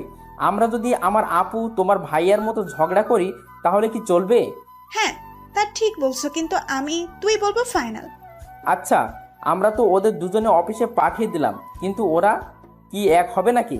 বুঝতে পারছি না, কিন্তু এটা বলতে পারি আমার ভাইয়া কোনো মেয়ের দিকে তাকানো তো দূরে তাকে পাত্তা দিবে না। এই, তুমি কি বলতে চাও? আমার বোন ছেঁচড়া তোমার ভাইয়ের গলায় ঝুলে যাবে? আজব তো, আমি তা বলেছি নাকি? কি বলতে চাচ্ছ সেটাও তো ক্লিয়ার করে বলছো না। আচ্ছা, আমার ভাই যদি কিছুই না করে, তোমার বোনও যদি কিছুই না করে, তবে কেমনে কি? নেহার কথায় আকাশ নেহা দুজনে কপালে হাত দিয়ে বসে রইল। কাজ করতে করতে বড্ড ক্ষুধা লাগছে মেঘার, তাই ব্যাগ থেকে চকলেট বের করলো। চকলেটটা মুখে পুরে দিতেই সামনের দিকে তাকাতেই দেখলো কাব্য মেঘার দিকে ভ্রু কুচকে তাকিয়ে আছে। কোনো মতে চকলেটটা গলা ধকৃত করে বলল, আপনারও চাই নাকি? আমি বাচ্চা না, এসব আমি লাইক করি না। আচ্ছা, এইসব শুধু বাচ্চাদের খাবার কোন বইয়ে লেখা আছে একটু শুনি। স্টুপিড তোমাকেই বলবে। আপনি আমার কথার উত্তর দিতে পারবেন না সেটা বলুন। আমি কি তোমার সাথে কথা বলতে চেয়েছি? অদ্ভুত কথা বলতে বলেছে কে আপনাকে? I know I am cute, dashing, handsome, good looking person, তাই তোমার গায়ে পড়ে কথা বলতে ইচ্ছে হয়, তাই তো?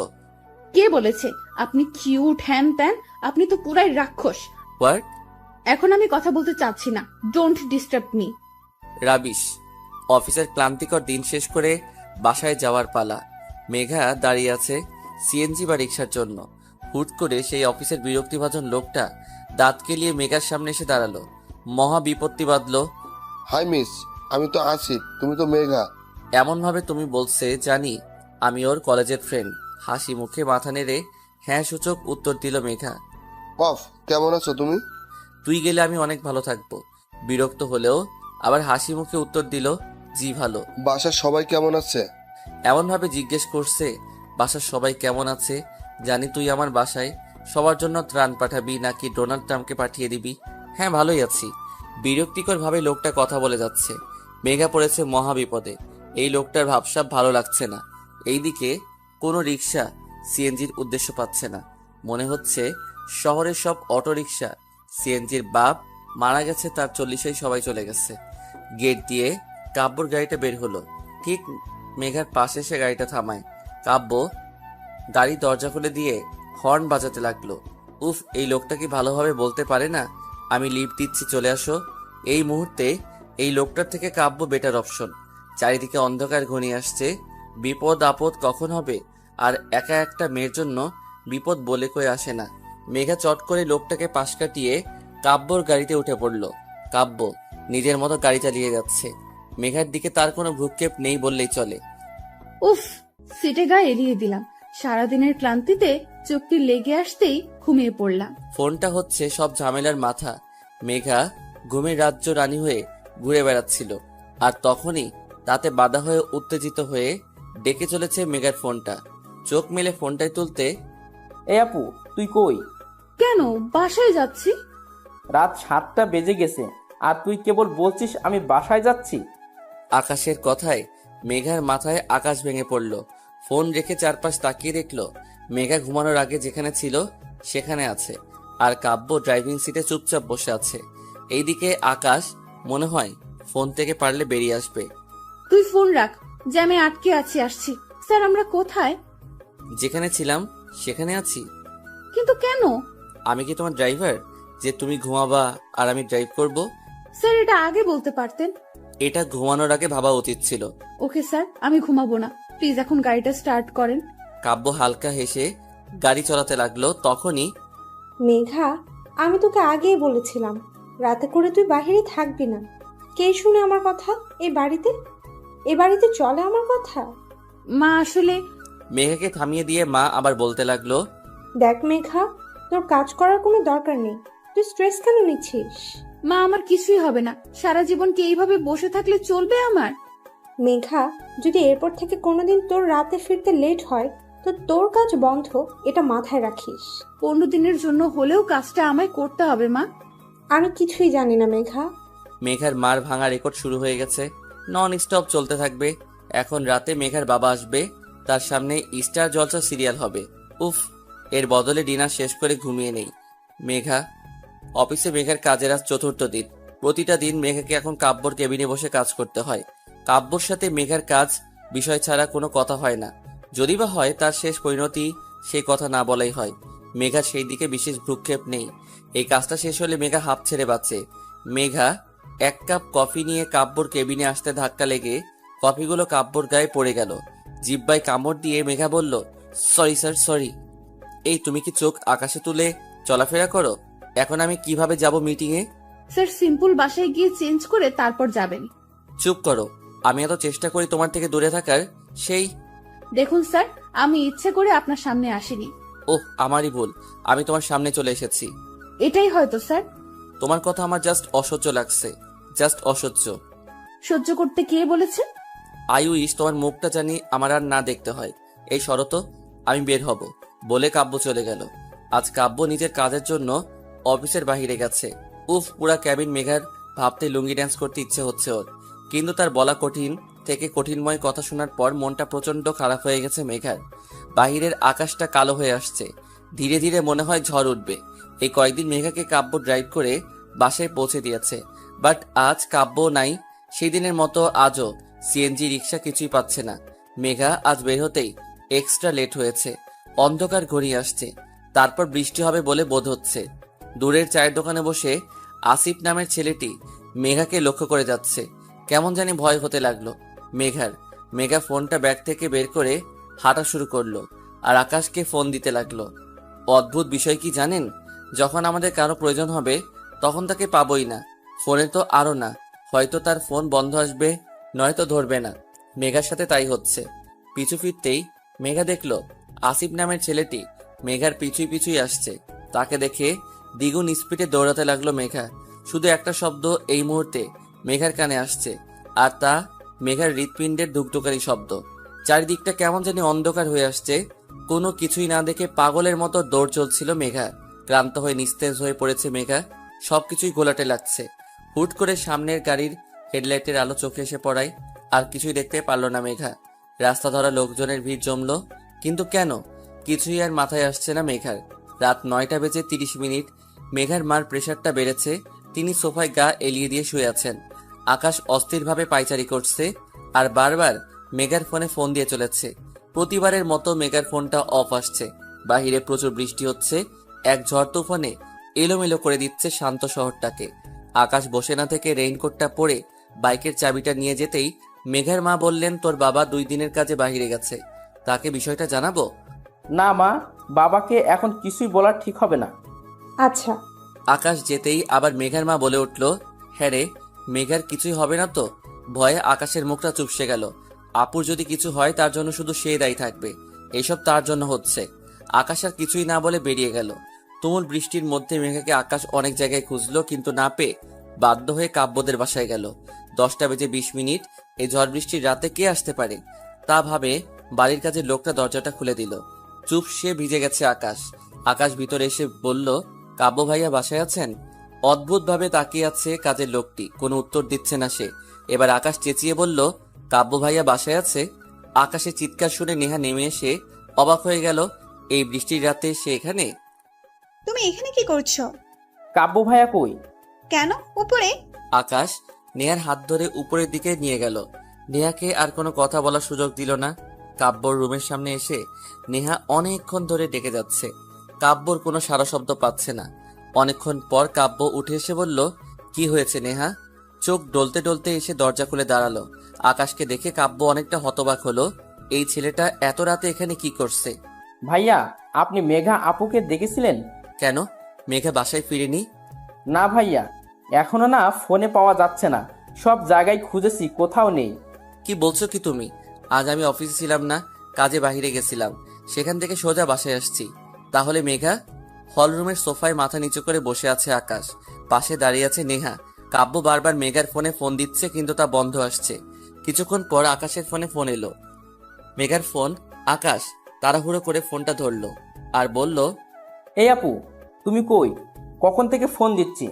সরি স্যার, আমি আপনার বোন নই। তো আপনি কে? আমার বোন কই? স্যার, আপনার বোনের অ্যাক্সিডেন্ট হয়েছে, সিটি হাসপাতালে আছে।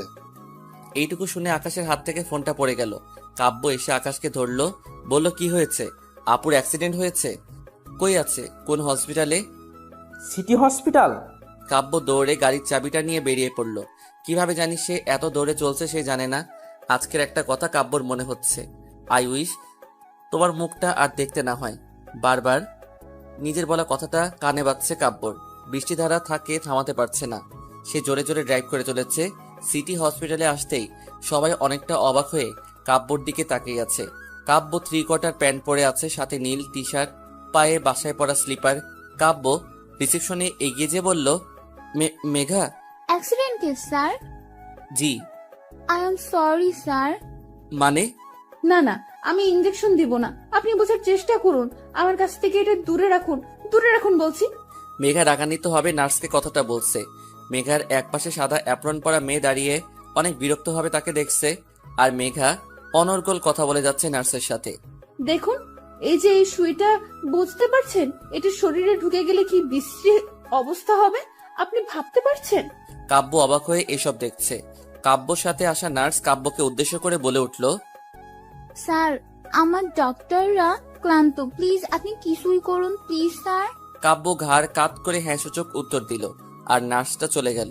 কাব্য কেবিনে ঢুকতে মেঘা বলল, স্যার দেখুন না প্লিজ, আমার ইঞ্জেকশনটা লাগাতে বারণ করুন প্লিজ। আমার রিকোয়েস্ট, এটা শুনছে না। মেঘা, তোমার মাথায় দেখো কতটা লেগেছে। এটা তোমায় নিতে হবে, বাচ্চাদের মতো করো না। নো, আমি নিব না, একদম ক্লিয়ার। মেঘা, তুমি কি বাচ্চা যে এত ছোট ইঞ্জেকশন তোমার অনেক বড় ক্ষতি হয়ে যাবে? স্যার, আপনি বুঝতে পারছেন না, এই ইঞ্জেকশনটা যখন আমার গায়ে লাগাবে তখন কতটা ব্যথা লাগবে আমার। মেঘা, কিছুই হবে না, জাস্ট একটু লাগবে, একটু।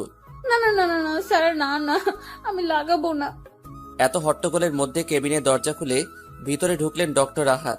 তিনি কাব্যর কাঁধে হাত রাখতে কাব্য উঠে দাঁড়ালো মেঘার বেড সাইডে। তিনি বসে মুচকে এসে মেঘাকে বললেন, আপনি চকলেট পছন্দ করেন? হ্যাঁ ডক্টর, খুবই। আপনার জন্য আমার কাছে চকলেট আছে। বাঁ পকেট থেকে আহাদ চকলেট বের করে মেঘার দিকে বাড়িয়ে দিল। মেঘা চকলেট খাচ্ছে। আহাদ হাসি মুখে মেঘাকে জিজ্ঞেস করলো, আচ্ছা, আপনার নামটা তো জানাই হলো না। ও ডক্টর, আমার নাম মেঘা রহমান। আপনার? আমি ডক্টর আহাদ। আচ্ছা মিস মেঘা, আপনি কি রেসার? না তো। তাহলে আপনি রাস্তার মধ্যে দৌড় দিচ্ছিলেন কেন? যদি আমি ব্রেক না করতাম তখন আপনার কিছুই হলে তখন? আসলে ডক্টর, এই লোকটা আমার পিছু নিয়েছিল। আমি একটুতেই ঘাবড়ে যাই। আমার ছোট থেকে প্রবলেম, ভয় পেলে হুটহাট কিছুই করে বসি।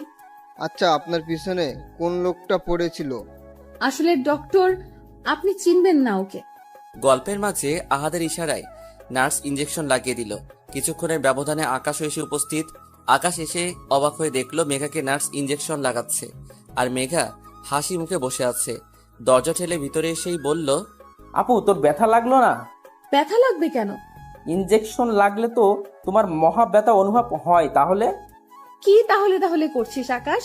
নার্সগুলো মুখ টিপে হাসতে হাসতে বেরিয়ে গেল। ভ্রু কুচকে বলতে লাগলো, এই কি হলো, সবাই হাসতে হাসতে বের হয়ে গেল কেন? আপু, তুমি ঠিক আছো তো? ওহ কেমন, আকাশ ও মেঘা ওর খারাপ থাকার কথা না, কিন্তু ওর জন্য আর বাকি সবাই খারাপ থাকবে ওকে? দেখুন স্যার, আপনি আমায় এভাবে বলতে পারেন না। আমি তোমায় বলিনি মেঘা। কিন্তু কথাটা তো আমার জন্য ছিল স্যার। ওয়াও, তুমি বুঝতে পেরেছো তাহলে? তোমার মতো বাচ্চা কাচ্চা মানুষ আবার কথা বোঝে? আমি মোটেও বাচ্চা নই। শাট আপ মেঘা, এটা একটা হসপিটাল, ঝগড়া করার প্লেস না। কিন্তু আপনি। Shut up. কাব্যর কথায় মুখ ফুলিয়ে বসে থাকলো মেঘা। কাব্য ডক্টর আহাদের সাথে হ্যান্ডশেক করতে করতে বলল, হ্যালো ডক্টর, আমি আয়ান মাহমুদ, কাব্য চৌধুরী। হ্যালো, আমি মাসুদ রায়হান আহমেদ। ডক্টর, আপনাকে মেনি মেনি থ্যাঙ্কস। আরে আপনি আমার লজ্জা দিচ্ছেন এখন মিস্টার চৌধুরী, এটা তো আমার কর্তব্য। আচ্ছা, আমরা কি মেঘাকে বাসায় নিয়ে যেতে পারি? জি অবশ্যই, উনি বাসায় থাকলে তাড়াতাড়ি সুস্থ হয়ে যাবেন, আর ওনার দিকে খেয়াল রাখবেন। এভাবে রাস্তাঘাটে দৌড়াদৌড়ি করলে বড় অ্যাক্সিডেন্ট হয়ে যেতে পারে। জি ডক্টর, এরপর আমরা ফুল খেয়াল রাখবো। এবার আমরা আসি। মিস্টার চৌধুরী, আমার মনে হচ্ছে আপনার একটু বেশি তাড়া আছে।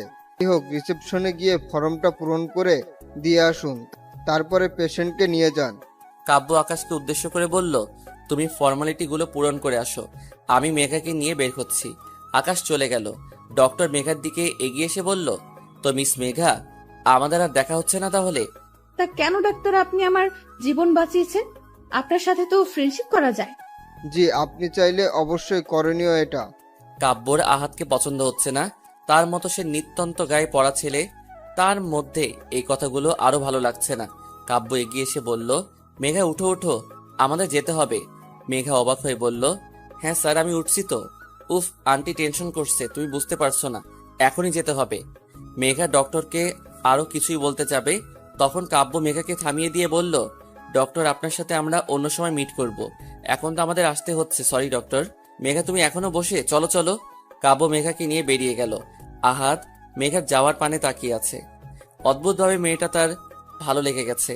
কাব্য মেঘাদের ড্রয়িং রুমে সোফায় বসে, তার অদ্ভুত লাগছে। পরনে 3/4 প্যান্ট, সাথে টি শার্ট। মেঘার মা কাব্যকে বলতে লাগলো, তুমি না থাকলে কি যে হতো বাবা। মেঘা তার মাকে বাধা দিয়ে বলল, স্যার কিছুই করেননি, সব তো করেছেন ডক্টর আহাদ, উনি তো। মেঘাকে কাব্য থামিয়ে দিয়ে বলল, আন্টি আপনি টেনশন করবেন না, কাল থেকে আমার ড্রাইভার মেঘাকে ড্রপ করে নিয়ে যাবে আসবে। কাব্য, তুমি যে কথাটা শুনিয়ে কতটা শান্তি দিলে আমায়, তা বলার মতো না। দেখো কখন থেকে কথা বলে যাচ্ছি, আমি তোমার জন্য চা নিয়ে আসি। আন্টি আপনি ব্যস্ত হবেন না, এত রাতে আর কিছুই করতে হবে না আপনাকে। আমি অন্যদিন এসে আপনার হাতের চা খেয়ে যাব। আর এখন আপনি একটু রেস্ট নিন, আমি উঠি। কাব্য চলে গেল। কাব্যর খুব বিরক্ত লাগছে। সে কোনোভাবে ডক্টর আহাদকে সহ্য করে উঠতে পারছে না। তাকে সহ্য না করার কোনো কারণও খুঁজে পাচ্ছে না। এই বিষয় নিয়ে সে বেশ চিন্তিত। তখনই মা, তোমার কি দরকার ছিল বলো তো কাব্য স্যারকে বলার আমি তার গাড়িতে যাব? মেঘা, তুই বেশি বুঝিস না। কাব্য যা বলছে তোর ভালোর জন্য বলছে। মা, সে আমায় ভালো বোঝার কে? আকাশ আছে না, ও আমায় অফিসে দিয়ে আসবে, নিয়ে আসবে। অন্য কারো সাহায্য আমি কেন নিব? দেখ মেঘা, তুই এভাবে যেতে পারলে যা, না হলে তোর কাজ করার কোনো দরকার নেই, বাসায় থাক। মা, আমার কথা আমি বলে দিয়েছি। এখন তোর যেতে হলে যা, থাকতে হলে থাক। মাকে বোঝানো অসম্ভব। মা একবার যেটা বুঝেছেন সেটা তিনি করবেন। তাকে বলে কোনো লাভ হবে? শুধু শুধু বৃথা চেষ্টা। মেঘা বাধ্য হয়ে কাব্যর পাঠানো গাড়ি করে অফিসে আসলো। অফিসে ঢুকতে একটা গন্ডগোল হচ্ছে তা বেশ আন্দাজ করতে পারলো মেঘা। কাব্য আজ কালো কোট প্যান্ট পরেছেন। তার স্ট্রেট করা চুল, হাতে হোয়াইট চেইনের ঘড়ি। কাব্যর এইরকম মার্কা ফেসে ওর আগের আবির্ভাব বেশ পরিলক্ষিত। আরে রে, এই লোকটা বোধহয় না রেগে থাকতে পারে না। রাগ ওনার ফেভারিট মোড। কি হচ্ছে জানার জন্য এগিয়ে আসলো মেঘা। মেঘা চমকে উঠল। ওই আসিফ নামের ছেলেটি মাথা নিচু করে দাঁড়িয়ে আছে। মেঘা তো কাব্যকে কিছুই বলেনি। তাহলে তিনি কি অন্য কিছু নিয়ে কথা বলছেন ছেলেটার সাথে? এই যে মেঘা। কাব্য মেঘাকে ডাক দিলেন। মেঘা তার দিকে এগিয়ে আসতে বলল, জুতা খুলো মেঘা। কেন? জুতা কেন খুলতে যাব স্যার? আমি বলেছি তাই খুলবা। এত প্রশ্ন করছো কেন? এই লোকটা কোনো কথা ঠিকঠাক বলতে পারে না। ঘুরিয়ে পিছিয়ে জিলিপির প্যাচ করতে হবে। আমার তো মনে হয় জিলিপির প্যাচ উনি আবিষ্কার করেছে। মেঘা, তোমার ভাবনা চিন্তা শেষ হয়েছে? জি জি স্যার। মেঘা মনে মনে ভাবছে, তাও টের পেয়ে যাচ্ছে না জুতাটা খুলে নি। জুতাটা খুলে হাতে ধরতেই কাব্য আবার বলে উঠল, যাও মেঘা মারো। মেঘা হা হয়ে কাব্যর দিকে তাকালো। কাব্য কি বলতে চাচ্ছে? মেঘা এখন এই জুতা দিয়ে ওই লোকটাকে মারবে? আরে জ্বালা, আমি তো জীবনে একটা মশাকে মারিনি। মশারও তো ফ্যামিলি আছে। এর কথা ভেবে আর উনি বলছেন আমি ওই ছেলেটাকে মারবো। মনে মনে ভাবছে মেঘা। কি হলো মেঘা, তুমি দাঁড়িয়ে আছো কেন? আমার কথা কি তোমার কানে যাচ্ছে না? মেঘা ঢোক গিলে এগিয়ে গেল। কারণ মেঘা যদি না যায় কাব্য এখন ফায়ারফক্সের মতো ফায়ারিং করবে। মেঘা জুতা হাতে কাঁচোমাচো হয়ে দাঁড়িয়ে আছে। এখন কি আমি এই লোকটাকে জুতা দিয়ে চড় মারবো? সাংঘাতিক ব্যাপার সেপার। হুট করে কাব্য মেঘার ঠিক আমার পিছনে দাঁড়িয়ে পড়ল। আর মেঘা তার দিকে তাকাতেই কাব্য মেঘার হাত ধরে আসিফ নামের ছেলেটাকে পটাশ পটাশ করে সশব্দে দুইটা চড় বসিয়ে দিল। কাব্য মেঘার হাত ছেড়ে দিতেই মেঘা সরে দাঁড়ালো। আসিফ কিছুই বলতে যাবে তখনই তাকে দারোয়ান দিয়ে গলা ধকরণ করে বের করে দেওয়া হলো। কাব্য সবার দিকে তাকিয়ে বলল, ড্রামা শেষ, এখন যে যার কাজে যাও। কাব্য নিজের ক্যাবিনে গেল। মেঘা তার পিছু পিছুই গেল। কাব্য খুব শান্ত হয়ে বসে ল্যাপটপ টিপছে। মেঘা ভাবছে, কি মানুষ রে বাবা। কিছুক্ষণ আগে মহাভারত সিরিয়ালের মতো যুদ্ধক্ষেত্র রূপ কর্মকাণ্ড শেষ করে চুপচাপ বসে আছেন। ভাবা যায় সব। নিজের জায়গায় বসে আছে কিন্তু ঠিক শান্তি পাচ্ছে না। আসলে কিভাবে কি হলো না শুনে কিছুতেই শান্তি হচ্ছে না মেঘার। স্যার, আপনি কিভাবে বুঝলেন ওই আসিফ ছেলেটি আমার সাথে নোংরা কিছুই করতে চেয়েছে? আমি তোমার মতো বাচ্চা না মেঘা। স্যার, আমিও বাচ্চা না। আর বাচ্চা হলে কি এত বড় প্রজেক্ট হ্যান্ডেল করতে পারতাম বলুন? ও আচ্ছা, এত বড় প্রজেক্ট হ্যান্ডেল যখন করছো তখন নিজে বুঝে নাও। কি নিজে বুঝে নাও? প্লিজ স্যার, আপনি বলুন না কিভাবে বুঝলেন? মিস মেঘা রহমান, আমি তোমার মতো কাঁচা মাথা নিয়ে বিজনেস করি না। তুমি হয়তো জানো না বা চোখ খুলে চলাফেরা করো না। তাহলে আমার অফিসের সামনে লাগানো সিসি ক্যামেরাটা দেখতে পেতে। ও, আমি তো দেখিনি। প্রয়োজনের জিনিস তোমার চোখে পড়বে না, কিন্তু অপ্রয়োজনের জিনিস ঠিকই চোখে পড়বে। আসিফ না টাসিফ, ও তো অনেকদিন ধরে কাজ করে আসছে স্যার। তাহলে ওর কেন মনে নেই? আসলে অপরাধী যখন অপরাধ করে তখন কোনো না কোনো ভুল অবশ্যই করে, যা আসিফকে দেখলে স্পষ্ট বোঝা যায়। ইস, ডক্টর আহাদ আমায় না বাঁচালে আজ আমার খবর দৈনিক সমাচারে বড় বড় হেডলাইনে লেখা হতো। কত ভালো মানুষ তিনি। মেঘার কথায় কাব্য তেলে বেগুনে জ্বলে উঠছে, কিন্তু প্রকাশ্যে কিছুই না বলে ধমক দিয়ে থামিয়ে দিল মেঘাকে। মেঘা কাজ করছে, হুট করে তার ফোনটা বেজে উঠল। সে ফোনটা রিসিভ করে অপরপক্ষ কি যে বলল তা শুনে সে উত্তর দিল, আমি আসছি। মেঘা কাব্যর দিকে তাকাতেই দেখল তার ফোন কলে সে চরম বিরক্ত। মেঘা কাব্যর দিকে তাকিয়ে হাসার চেষ্টা করলো আর বলল, স্যার, আমি একটু ক্যান্টিন থেকে আসছি। ক্যাফেটেরিয়াতে মেঘা আর ডক্টর আহাদ পাশাপাশি বসে আছে। তো মিস মেঘা, আপনি এখন কেমন আছেন? আমি তো ভালো আছি। আপনি হুট করে আমার অফিসে? এদিক দিয়ে যাচ্ছিলাম তো ভাবলাম একবার আপনার খোঁজ নিয়ে যাই। ও আচ্ছা। তো কি চলছে, সব ঠিকঠাক তো? ডক্টর আহাদের কথায় পিছন থেকে কাব্য উত্তর দিল, আরে ডক্টর আপনি? কাব্য মেঘার কাছে এসে কাব্য একটা চেয়ার টেনে মেঘার সাইডে বসলো। কাব্যকে এখানে অনাকাঙ্ক্ষিতভাবে দেখে মেঘা আহাদ দুজনে অনেকটা শকড, কিন্তু কাব্য খুবই নর্মাল বিহেভ করছে। মিস্টার চৌধুরী, আপনি এখানে? আরে ডক্টর, মেঘা আপনাকে বলেনি আমি ওর বস? আসলে আমি সেটা বলিনি, বলছি আপনি হুট করে ক্যান্টিনে। ওহ ডক্টর, এটা লাঞ্চ টাইম, সেই জন্য আসলাম। প্রচন্ড রকম ক্ষুধা লেগেছে, আমরা কিছু অর্ডার করি? স্যার, আমার জন্য চকলেট কেক অবশ্য করবেন। ওকে মেঘা। ডক্টর আহাদ আপনার জন্য স্পেশাল কিছু। ডক্টর আহাদের অনেক বিরক্ত লাগছে, তিনি মেঘার আর তার মাঝে তৃতীয় ব্যক্তিকে এই মুহূর্তে পছন্দ করছেন না, কিন্তু মিস্টার চৌধুরী যে কোথা থেকে উড়ে এসে জুড়ে বসলেন তা নিয়ে বেশ চিন্তিত দেখা যাচ্ছে তাকে। মেঘা কেকটা কেমন? কাব্যর কথায় ডক্টর আহাদ ড্যাব ড্যাব চোখে মেঘার দিকে তাকালো। মেঘার তেমন ভাবান্তর হলো না, সে বেশ খেতে খেতে উত্তর দিল, অনেক tasty sir, let me taste. Kavya মেঘার কেকটা থেকে এক বাইট নিতেই ডক্টর আহাদ অনেকটা হতবাক হয়ে গেল।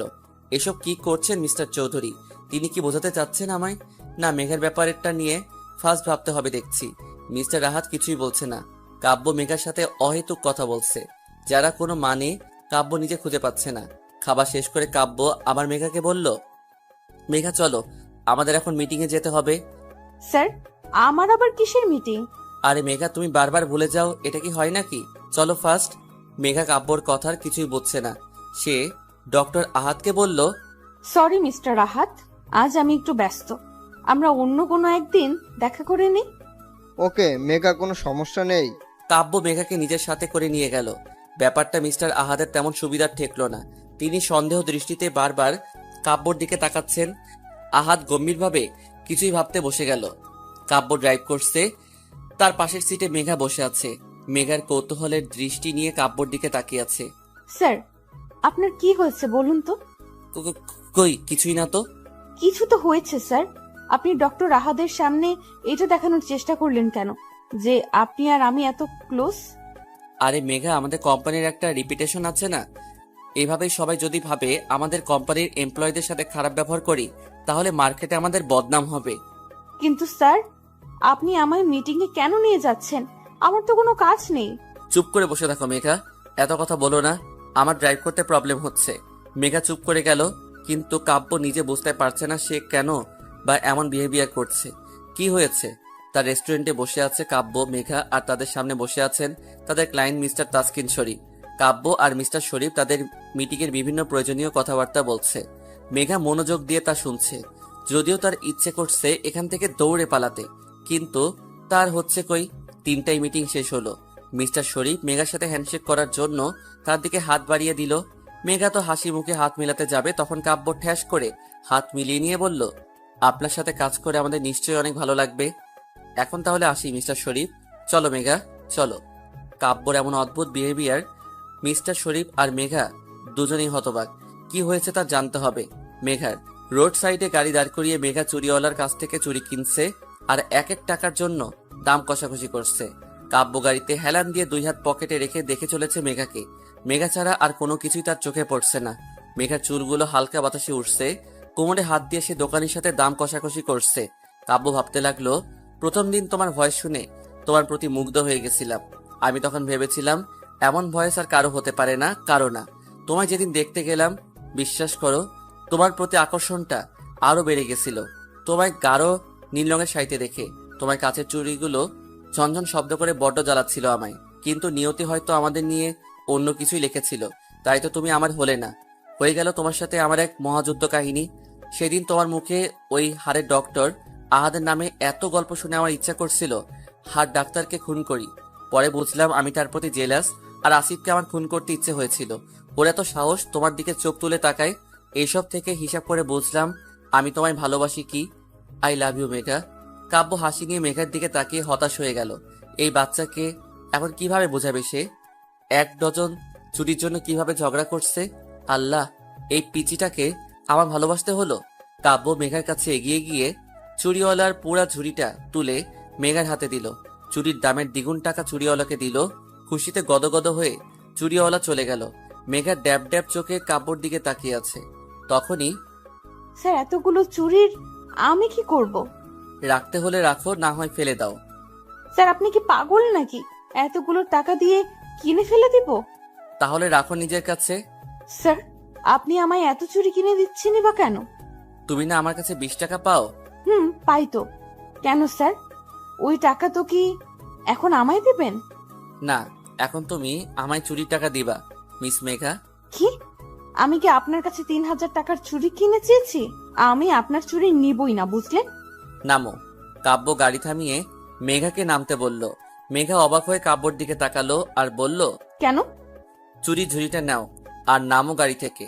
মেঘা অবাক হয়ে ঝুড়িটা নিয়ে নামলো আর কাব্যর দিকে হা করে তাকিয়ে আছে। মিস মেঘা, এখন তুমি ভাবো আমার 3000 টাকা কিভাবে দিবে? ডেভিল মার্কা হাসি দিয়ে কাব্য গাড়ি নিয়ে মেঘার সামনে শো করে চলে গেল।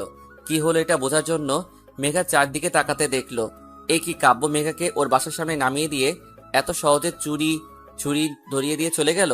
আর মেঘা বোকার মতো বকবক করে আস্তে আস্তে বাহিরের দিকে খেয়াল করলো না। মেঘা ভাবলো না এখন চুপচাপ বাসায় ঢুকতে হবে। মা যদি আমার হাতে এই ঝুড়ি দেখে তাহলে তো এলাহি কাণ্ড বেঁধে দিবে, হাজারটা প্রশ্নের তীর নিক্ষেপ করবে আমার দিকে আর অহেতুক সন্দেহ দৃষ্টি দিয়ে গিলে খাবে। চুপচাপ খুব সাবধানে পা ফেলে বাসার ভিতরে প্রবেশ করলো মেঘা। নিজের রুমে এসে দীর্ঘ নিঃশ্বাস ছাড়লো। যাক বাবা, বাঁচা গেল। আকাশ আমার কথা শুনে, আকাশ শোনো, দাঁড়াও, কোথায় যাচ্ছ তুমি? নেহা, আমাকে যেতে দাও। তোমার সাথে আমি আর কোনো কথা বলতে চাই না, প্লিজ। কি হয়েছে আকাশ, তুমি এভাবে বলছো কেন? দেখো নেহা, তোমার জন্য আমি আমার বেচারি বোনটার এই অবস্থা করেছি। শুধুমাত্র আমার জন্য মাকে এত টেনশন কাটাতে হয়েছে। আমার জন্য আপু এত বড় বিপদের মুখ থেকে ফিরে এসেছে। প্লিজ নেহা, আমি আর কিছুই করতে পারবো না। আমার বোনকে আমি ভালোবাসি, তার ক্ষতি আমি আর করতে পারি না। ঠিক আছে আকাশ, আমরা আর এইসব করব না, ফাইন? না নেহা, তুমি আমায় ভুলে যাও। তোমার ফ্যামিলি কখনো আমায় মেনে নিবে না। প্লিজ আমায় ভুলে যাও। তুমি অন্য কোনো বড়লোক বাবার ছেলেকে বিয়ে করে সুখে থাকো। আকাশ, তুমি আমায় এভাবে বলছো? আমি বাধ্য হচ্ছি নেহা, পরিস্থিতি এর জন্য আমি বাধ্য হয়েছি। নতুন কাউকে পেয়েছো? সি নেহা, তুমি আমায় এমন ছেলে ভাবো? আমি আর কাউকে নিজের জীবনের সাথে জড়াবো না। নেহা, সত্যি বলতে আমি পারবো না। তাহলে কি আমি আর কোনোদিন তোমার সাথে কথা বলতে পারবো না? না, আজ থেকে তুমি আমার সাথে যোগাযোগ করার চেষ্টা করো না। ভালো থেকো। আকাশ চলে যাচ্ছে। নেহা আকাশের যাওয়ার পানে তাকিয়ে আছে। আকাশ একবারও ফিরে নেহার দিকে তাকাচ্ছে না। নিজের চোখের পানি লুকাতে সে নেহার দিকে ফিরে তাকাচ্ছে না। নেহা অঝরে কান্না করছে। তার কান্নার বাদ মানছে না। চিৎকার করে কান্না করতে পারলে আজ একটু শান্তি পেত সে। কাব্য গুনগুন করে গান গাচ্ছে আর পকেটে হাত দিয়ে নেহার রুমের দিকে যাচ্ছে। প্রেমে পড়েছি আমি, প্রেমে পড়েছি, প্রথম দেখাতে তার প্রেমে পড়েছি। কাব্য গান গাচ্ছে, নেহা মুখ ফুলিয়ে বসে আছে। নেহা বিরক্ত নিয়ে বলল, এই ভাইয়া, কি শুরু করলি তুই? এই তো সমস্যা কি? সমস্যা আমার না তোর। আমার সমস্যা থাকলে এত সুন্দর গান গাইতাম বল। তোর সমস্যা, তুই নিয়ে ভাগ এখান থেকে, আমার মুড অফ। বোন শোন না, প্রেমে পড়েছি, আমি প্রেমে পড়েছি। অনেক সুন্দর গান ভাইয়া, এখন যা। এই তুই কি বুঝছিস না আমার অবস্থা? শুনতে পাচ্ছিস না তুই? কি শুনবো? মনের কথা। কই গিয়ে শুনবো? দুয়ারে গিয়ে শোন। হ্যাঁ, খেয়ে দিয়ে কাজ নেই এই রাতের বেলা, আমি মানুষের মার খেতে যাই। মায়ের কেন খাবি? এখন মানুষের দুয়ারে গিয়ে নক করলে আমায় মার না দিয়ে কি দুধ ভাত দেবে? কাব্য নেহার মাথার পিছনে মেরে বলল, ওরে গাধির আম্মা, আমি তোকে আমার মনের কথা শুনতে বলেছি। আমার মনের দুয়ারে গিয়ে ডাফার। আচ্ছা, উফ, চিৎকার করছিস কেন? তোর মতো গাধির আম্মার কাছে আমি কথা শেয়ার করতে আসছি, যা বলবোই না। আরে ভাই ভাই, রাগ করিস না, প্লিজ বল, প্লিজ। আমি না। কি? ইস কি লজ্জা, কি লজ্জা। ভাই, নতুন বইয়ের মতো লজ্জা পাস কেন বল তো তুই? আমি না মেঘাকে ভালোবেসে ফেলেছি। কি? সত্যি সত্যি ভাইয়া? কি হলো, তুই এত খুশিতে লাফাচ্ছিস কেন? আরে ভাই, খুশিতে খুশিতে মেঘলা ভাবি আমার ভাবতে। এত খুশি হওয়ার কিছুই নেই। এখনো মেঘা জানে না আমি ওকে ভালোবাসি। আরে ভাইয়া, নো টেনশন, ভাবি পটে যাবে তো। সত্যি তো? সত্যি। 1000 में मेरा बहना है। হয়েছে, পাম না দিয়ে যাও, ফুটো। কাব্য আবার গান গাইতে গাইতে চলে গেল। প্রেমে পড়েছি আমি, প্রেমে পড়েছি। কাব্য যেতেই নেহা খুশিতে আকাশকে ফোন দিল। আকাশ ফোন তুলে বলল, আমি তোমায় মানা করছি না? নেহা, আমায় ফোন দিতে প্লিজ। আমি তোমার কোনো কথা শুনতে চাই না। প্লিজ আমায় ছেড়ে দাও প্লিজ। নেহাকে কিছুই বলার সুযোগ না দিয়ে আকাশ ফোনটা কেটে দিল। শালা, তোকে কাল ভার্সিটিতে দেখাচ্ছি। নেহার আগে ফোনটা রেখে ঘুমাতে চলে গেল। ঘড়ির কাঁটায় 12টা বেজে 10 মিনিট। বালিশের নিচে থাকা ফোনটা চিৎকার করে বেজে উঠছে। দুইটা জিনিস মানুষের শান্তি হারাম করতে পারে। এক, মাঝরাতে কারো আগমন, আর দুই, এই মাঝরাতের ফোন। মেঘা চোখ ডলতে ডলতে ফোনটা তুলল। অপর পাশ থেকে একজন প্রায় চিৎকার করে বলল, এত টাইম লাগে কেন ফোন ধরতে? ও, তুমি কি ঘুমাচ্ছিলে? মেজাজটা 99 সেলসিয়াস মাত্রায় বেড়ে গেল মেঘার। কি বলে, রাত 12টায় ফোন দিয়ে বলে ঘুমাচ্ছ? বিরক্ত মাখা কণ্ঠে বলল, না তো, আমি তো ডান্স করছিলাম। এত রাতে তুমি ডান্স কেন করছো মেঘা? আমার ইচ্ছা, আপনার কি? আপনি কে? আমি কে? মেঘা, মাথাটা গরম করো না তো। আপনার মাথা গরম হলে আমার কি? মেঘা, বাড়াবাড়ি হচ্ছে কিন্তু। আমি বাড়াবাড়ি করছি, তাতে আপনার কি? মেঘা, এর ফল কিন্তু তোমাকে ভোগ করতে হবে। আমায় ফল ভোগতে হবে, তাতে আপনার কি? মেঘা, আমি রেখে গেলে কিন্তু যা ইচ্ছা তাই করব। আপনি যা ইচ্ছা হয় তাই করুন, তাতে আমার কি? ঠিক আছে, ওয়েট অ্যান্ড ওয়াচ বলে কাব্য ফোনটা কেটে দিল। মেঘা আবার ঘুমে তলিয়ে গেল। 1 মিনিট লাগে না তার ঘুমাতে, একদম ঘুম পড়ি। তারপরে ঘুমের মধ্যে অনেকক্ষণ থেকে বুঝতে পারছে মেঘা কিছু একটা ওকে স্পর্শ করছে, কিন্তু চোখ করে দেখার সময় কই। মেঘারও তো ঘুমে ব্যস্ত, মহাব্যস্ত। স্পষ্ট কারো ঠোঁটের ছোঁয়া নিজের কপালে অনুভব করলো মেঘা। তার ছোঁয়ায় পুরো শরীরটা হিম ঠান্ডা হয়ে গেল। মুহূর্তেই মেঘার ঘুম ছুটে পালালো। দেখলো এক ছায়ামূর্তি ঠিক ওর পাশে বসে আছে। ছায়ামূর্তি বললে ভুল হবে, ছায়া মানব ওর দিকে এগিয়ে আসছে। মেঘা জোরে চিৎকার দিতে যাবে, তখনই খপ করে মেঘার মুখে হাত দিয়ে চেপে ধরলো। নাইট লাইটের আলোয় মানুষটার মুখ দেখে দ্বিগুণ ভোল্টেজে শক খেলো মেঘা। এমা, এ তো কাব্য স্যার। এত রাতে আমার বাসায় কি করছেন? কেউ দেখলে কি ভাববে আমায়? কাব্য মেঘার মুখ খুব শক্ত করে চেপে ধরে মেঘার পাশে শুয়ে মেঘার দিকে মিটমিট করে হেসে চলেছে। কাব্য মেঘাকে ছেড়ে দিতেই স্যার, আপনি এখানে কি করছেন? মেঘার দিকে দ্বিগুণ ফিসফিস করে বলল, আমার যা ইচ্ছে হয় করতে বললা, আর এখন ইচ্ছে হয়েছে তাই এখানে আসছি। কি? আপনি এত রাতে আমার রুমে আসবেন? কেউ দেখলে কি ভাববে? সেটা তোমার সমস্যা, তাতে আমার কি? দেখুন স্যার, আমার ভুল হয়েছে, আপনার সাথে লাগা উচিত হয়নি। আপনি ইগো বজায় রাখার জন্য সব করতে রাজি। এখন আমি যাব না, এখানেই থাকবো। কি? স্যার প্লিজ প্লিজ, আপনি যান প্লিজ। তুমি কি আমার বউ না গার্লফ্রেন্ড যে আমি তোমার কথা শুনবো? আপনি যদি ভালো ভালোই না যান তো তো কি করবা শুনি? আমি চেঁচিয়ে সবাইকে ডাকবো আর বলবো আপনি আমার রুমে জোর করে ঢুকে এসেছেন। আমি বলবো তুমি আমায় ফোন করে আসতে বলেছো। আমার ফোন লিস্টটা দেখিয়ে দিব। আল্লাহ, কোন বিপদে ফেললে আমায়। আচ্ছা স্যার, আপনি যা বলবেন আমি তাই করব। কাব্য পা দোলাচ্ছিল। মেঘার কথায় রীতিমতো খুব উৎসাহের সঙ্গে এগিয়ে এসে বলল, যা বলবো তাই করবা? হ্যাঁ স্যার, তাই করব, বলেন। মেঘা কাব্যর হাত ধরে টেনে তুলল আর প্রায় ধাক্কাধাক্কি করে বেলকনিতে নিয়ে গেল। স্যার এখন আপনি যান প্লিজ স্যার। এমন ধাক্কা দিয়ে বের করছো কেন? ভালোবেসে তো বলতে পারো নাকি? মুখটা বাংলার পাঁচ করে বলল কথাটা। স্যার আপনি প্লিজ যান তো। কাব্য মেঘার দিকে কিছুক্ষণ তাকিয়ে থেকে মেঘার দিকে এগিয়ে আসলো। তারপর মেঘার হাত ধরে নিজের বুকের মধ্যে নিয়ে আসলো। কাব্যর বিহেভিয়ারে মেঘা অনেকটা শক, কিছুই বলার ভাষা খুঁজে পাচ্ছে না। কাব্য আস্তে আস্তে নিজের গালের সাথে মেঘার গাল ছোয়ালো। মেঘার কানের কাছে মুখ নিয়ে ফিসফিস করে বলল, কালো নীল শাড়ি আর হাত ভর্তি কাচের চুড়ি পরে আমার সামনে দাঁড়াবা, আর এটাই তোমার শাস্তি। কাব্য লক্ষ্য করলো মেঘা চুপটি করে দাঁড়িয়ে আছে। মেঘাকে ছেড়ে দিয়ে কাব্য ডেভিল টাইপের হাসি দিয়ে যেখান থেকে এসেছিল সেখান দিয়ে চলে গেল। মেঘা ঘরে এসে হাঁপ ছেড়ে বাঁচলো। না, কাল শনি আছে কপালে, এটা ভেবে আবার গভীর ঘুমে আচ্ছন্ন হয়ে গেল মেঘা। আজ মেঘা গাঢ় নীল রঙের শাড়িটা পরে নিল। কাব্যর কথা অনুযায়ী হাতে নীল কাচের চুড়ি পরে নিল। অদ্ভুত হলেও সত্যি, প্রথমবার মেঘার কোনো ছেলের জন্য সাজতে ভালো লাগছে। কিছুই অবাধ্য অনুভূতি বেপরোয়া হয়ে উঠেছে। হালকা হাসি ঠোঁটের কোণে লেগে আছে মেঘার। হয়ে নিচে আসতেই আকাশ বলল, কুসকুস হতা হ্যাঁ। কি ব্যাপার? কিছুই না, তোমার কি ব্যাপার? আমার আবার কি ব্যাপার হবে? উপন্যাসের হিরোইন সেজে কোথায় পাড়ি জমাচ্ছ? কোথাও না, বাজে কথা বলা বন্ধ করো, অশিক্ষিত। আরে আমি। চুপ কর।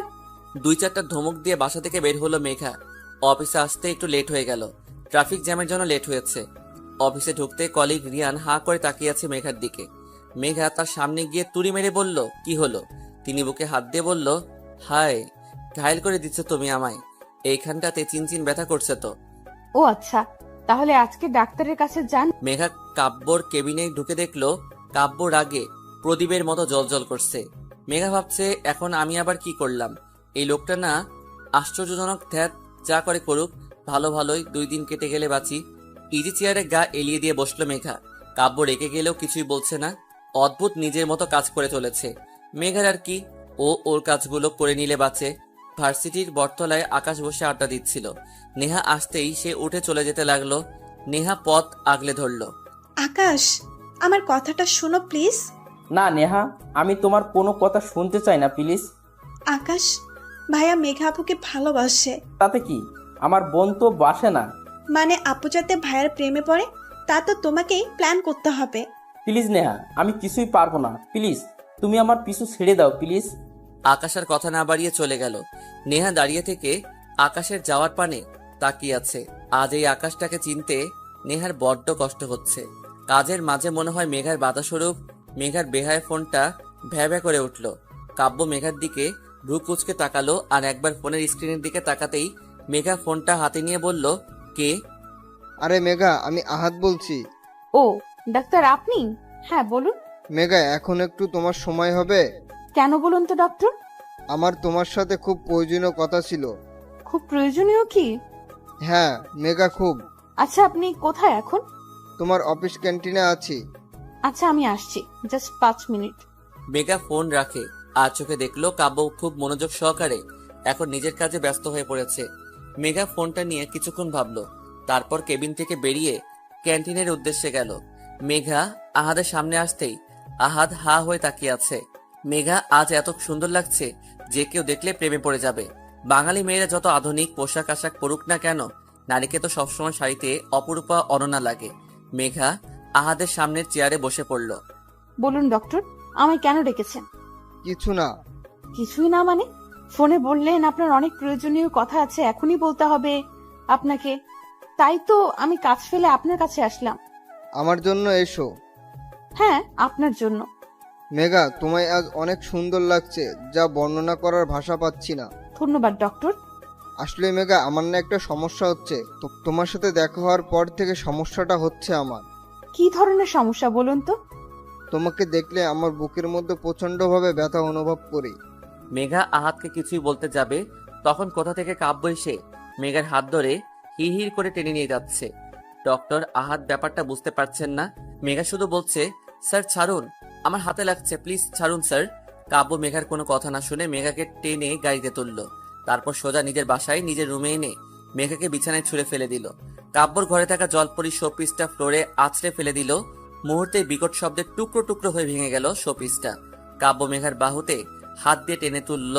এত শক্ত করে ধরছে, বোধহয় তার উদ্দেশ্য হাড়গুলো গুঁড়া পাউডার করা। আর বলল, এই মেয়ে, তোমার কত ছেলে লাগে বলো বলো? অফিসে ওই রিয়ানের সাথে গায়ে পড়ে হেসে কথা বলছিলে, তারপর ওই হাড়ের ডক্টর আহাদের সাথে। ছি! স্যার ছাড়ুন আমায়, আমার যার সাথে ইচ্ছা আমি তার সাথে কথা বলবো, আপনার কি? আমার কি? কাব্য মেঘাকে ছেড়ে দিয়ে নিজের চুলগুলো শক্ত করে ধরলো, পাগলের মতো এদিক ওদিক করছে। আমার কি? ওকে মেঘা, তুমি দেখো আমার কি, বলে কাব্য চলে গেল। দরজাটা পিছন থেকে লক করে দিয়ে গেল। মেঘা দরজা খটখট করছে আর বলছে, স্যার দরজা খুলুন প্লিজ স্যার। তখনই অনেকক্ষণ থেকে একটা বদ্ধ রুমে বসে আছে মেঘা। মেঘাকে কেন এভাবে তুলে আনলো সেটা একমাত্র কাব্যই জানে। কি চলছে ওর মাথায় তাও বোঝা অনেক মুশকিল মেঘার। মেঘা ভাবছে, আমায় এমনভাবে তুলে আনলো, জানি আমি তার বাপদাদা রেখে যাওয়া সম্পত্তি। ওনার ব্যবহার অনেক অদ্ভুত ঠেকছে, কিসের জন্য তা বোঝা মুশকিল, নেহি নামুনকিন। হ্যাঁ, এখন আমি কি করি? আমার ফোনটা তো ক্যাফেটেরিয়ায় ফেলে এসেছি। ইস, কাজের সময় কোনো কিছুই আমি হাতের কাছে পাই না। এখন ইচ্ছে করছে বেলকনি থেকে লাফিয়ে পড়ি। লাফিয়ে পড়ার পর আমার ঠিক কতটা ব্যথা লাগবে তা যদি আগে থেকে জানতে পারতাম তাহলে লাফ দিয়ে দেখা যেত। হাজারো চিন্তাভাবনা নিয়ে অস্থিরতা সময় কাটছে মেঘার। পাক্কা 2 ঘন্টা পর দরজা খোলার শব্দ পেয়ে প্রায় দৌড়ে দরজার কাছে গিয়ে দাঁড়াতেই মেঘা অবাক হয়ে থমকে দাঁড়ালো। মেঘার সামনে মেঘার মা দাঁড়িয়ে আছে। মেঘার মা এসে হাসি মুখে মেঘাকে জড়িয়ে ধরল। মেঘা কিছুই বুঝতে পারছে না, এখানে ওকে জোর করে তুলে নিয়ে আসা হয়েছে, আর ওর মা খুশি হয়ে রীতিমতো দাঁত কেলিয়ে হাসছে। কি এমন হলো? মেঘার মা আসার সাথে সাথে কাজের লোকটা এসে ঘরটা পরিষ্কার করে দিয়ে গেল। মেঘার মা ওকে বলল, ছি ছি মেঘা, তুই এই শোপিসটা ভেঙে ফেলেছিস, সবাই দেখলে কি ভাববে বলতো? কি বলছে কি মা? আমি ভেঙেছি? আমার কি মাথা খারাপ? অন্য রুমের জিনিস ভাঙতে যাব? মেঘা ওর মাকে কিছুই বলতে যাবে, ওর মা মেঘাকে থামিয়ে দিয়ে নিজে বলল, আজ তোকে অনেক মিষ্টি লাগছে। আসলে মন থেকে এই দিনটা দেখার জন্য অনেক আশা করেছিলাম। প্রতিটা মায়েরই স্বপ্নটা মনের মধ্যে লালন পালন করে আজ সত্যি আমার গর্ব হচ্ছে। তুই আমাদের মতামতকে সম্মান করেছিস। ফুফ, কি করেছি আমি সেটাই তো আমায় কেউ বলো। আমি তো কোনো কথা বলতে দিচ্ছ না। আমি মনে মনে বকবক করে যাচ্ছি আর মা আমার সাথে বকবক করছে। কিছুক্ষণ পর ওদের রুমে একজন মধ্যবয়স্ক লোক এসে ঢুকলো। তিনি মেঘাদের ঠিক পাশে বসে কিসব বলতে শুরু করলেন। যখন উনি বললেন, বলুন মা কবুল, তখন বুঝলো উনি মেঘার বিয়ে পড়াচ্ছেন। মেঘার মাথা আকাশ ভেঙে পড়ল। এখানে হচ্ছে কি? সবকিছুরই চাপে পড়ে আর মেঘার মায়ের মুখের হাসি দেখে মেঘার মুখ দিয়ে কবুল কথাটা বের হয়ে গেল। কাজী সাহেব তার খাতাপত্র গুছিয়ে চলে গেল। মনের অজান্তে এক ফোঁটা নোনা জল চোখ বেয়ে পড়ছে মেঘার। উঠে দাঁড়িয়ে জানালার কাছে দাঁড়ালো মেঘা। কারো হাতের স্পর্শ বিরক্ত হয়ে পিছনে ঘুরে দেখলো আকাশ। বিরক্ত নিয়ে বলল, মেঘা, কি চাই তোর? কিছুই না। তো জানা। না, যাব না। কি হয়েছে আপু? এসব কি হচ্ছে ভাই? আমি কিছুই বুঝতে পারছি না। আপু সত্যি তুমি কিছুই জানো না? না। তো শোনো, এই 2 ঘন্টা আগে কাব্যর ভাইয়ের মাকে ফোন দেয় আর বলে তাদের বাড়ি মানে এখানে চলে আসতে। কাব্য ভাইয়া নাকি তোমায় বিয়ে করতে রাজি আর তুমি নাকি তাতে মত দিয়েছো। তাই মা খুশিতে গদগদ হয়ে আমায় ধরে এখানে নিয়ে আসলো। তোমাদের মতো যদি আবার চেঞ্জ হয়, তাই 2 ঘন্টার মধ্যে কাজী ডেকে ঘরোয়াভাবে তোমাদের বিয়ে দিয়ে দেওয়া হলো। এইসব আমি তো কিছুই জানি না। আমি এত জানি না, কিন্তু আপু একটা কথা বলো, সত্যি কি তোমার মনের মধ্যে কাব্য ভাইকে নিয়ে কোনো অনুভূতি নেই? আকাশের কথায় মেঘা চুপ হয়ে গেল। ঘুরে তাকালো বাহিরের আকাশটার দিকে। সত্যি কি নেই কোনো অনুভূতি? যদি নাই থাকতো তাহলে উনি এত কাছে আসলে আমার অনুভূতিগুলো বেপরোয়া হয়ে উঠে কেন? আর আজ তার জন্য এত সাজ আমি কেন করছি? শুধুমাত্র তার শাস্তি থেকে মুক্তি পাবো বলে নাকি? আমি তাকে ভালোবেসে ফেলেছি। ইস, আমি মাথায় হাত দিয়ে ভাবতে লাগলাম কত বড় ডাফার আমি। উনি আমায় ভালোবাসেন বলে অফিসে রিয়ান ডক্টর আহাদ কাউকে সহ্য করতে পারছিলেন না। তার অবাধ্য অনুভূতিগুলো আমায় কখন থেকে বোঝানোর চেষ্টায় উঠে পড়েছিল। ভালোবাসে সে, ভালোবাসে। আমি মুচকি হাসলাম নিজের অজান্তেই। ঠোঁটের কোণে হাসি চলে আসলো। এসব ভাবছে মেঘা আর মা কোথায়? নিচে। চল। মেঘা আর আকাশ 2 ভাই বোন নিচে গেল। সেখানে মেঘার মা আর কাব্যর মা বসে গল্প করছে। পাশের সোফায় কাব্য বসে ফোনে কি জানি ঘাটাঘাটি করছে। মেঘা যে এসেছে তার দিকে তার কোনো খেয়ালই নেই। অপর পাশে দেখলো নেহা দাঁড়িয়ে আছে। মেঘা কাব্যর সামনে সোফায় গিয়ে বসে পড়লো। সোফার হাতলে গা এলিয়ে বসলো আকাশ। মেঘার মা আর কাব্যর মার গল্প শুনতে লাগলো। তারা হেসে হেসে কথা বলছে। দেখ বান্ধবী, আমাদের ছোটবেলার স্বপ্ন ছিল আমার ছেলের সাথে তোর মেয়ের বিয়ে দিব। আজ দেখ পূরণ হয়ে গেল। হ্যাঁ রে, আমাদের স্বপ্ন যে বাস্তব হবে তা ভাবতে পারিনি। 2 জন পুরানো কালের বান্ধবী যখন একসাথে হয় তখন হাজার গল্পের ঝুড়ি খুলে বসে। আকাশ মেঘার কানের কাছে এসে ফিসফিস করে বলছে, আপু 1 ঘন্টা হয়ে গেল, সে কখনো থেকে শুনেছি একটু রেস্ট দিলে হয় না বল? মেঘা হাসি চেপে আকাশের পিঠে আস্তে করে থাপ্পড় দিল। তাতে কাব্য আর চোখে মেঘার দিকে তাকালো, আবার চোখ নামিয়ে যা করছিল তাতে ব্যস্ত হয়ে পড়ল।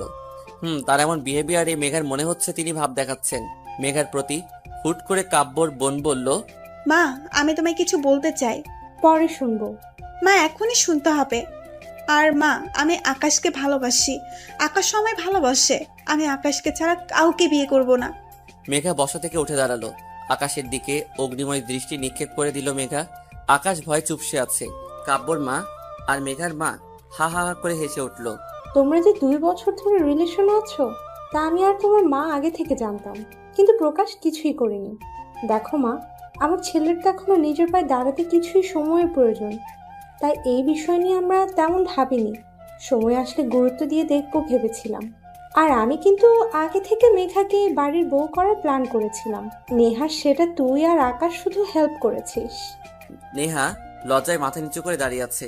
আর মেঘা আকাশের দিকে তাকিয়ে মনে মনে বলছে, ওরে মির্জাফর, তাহলে তোর কি করে বাসায় গেলে বুঝবি? আকাশ কিছুই বলছে না, কাঁচুমচু হয়ে দাঁড়িয়ে আছে। মেঘা ওর মাকে বলল, মা, এখন বাসায় যাওয়া যাক। মেঘার কথায় মেঘার মা, কাব্যর মা, কাব্য এমনভাবে তাকালো জানি মেঘা কি না কি বলে দিয়েছে। মা, আমার একটু মানিয়ে নিতে সময় লাগবে। যদি সেই সময়টা তোমরা আমায় দিতে। তুমি তো জানো মা, এই 19 বছরে আমি কখনো কোথাও গিয়ে 1 রাত থাকিনি। তাহলে এখন কিভাবে ভাবতে পারছো?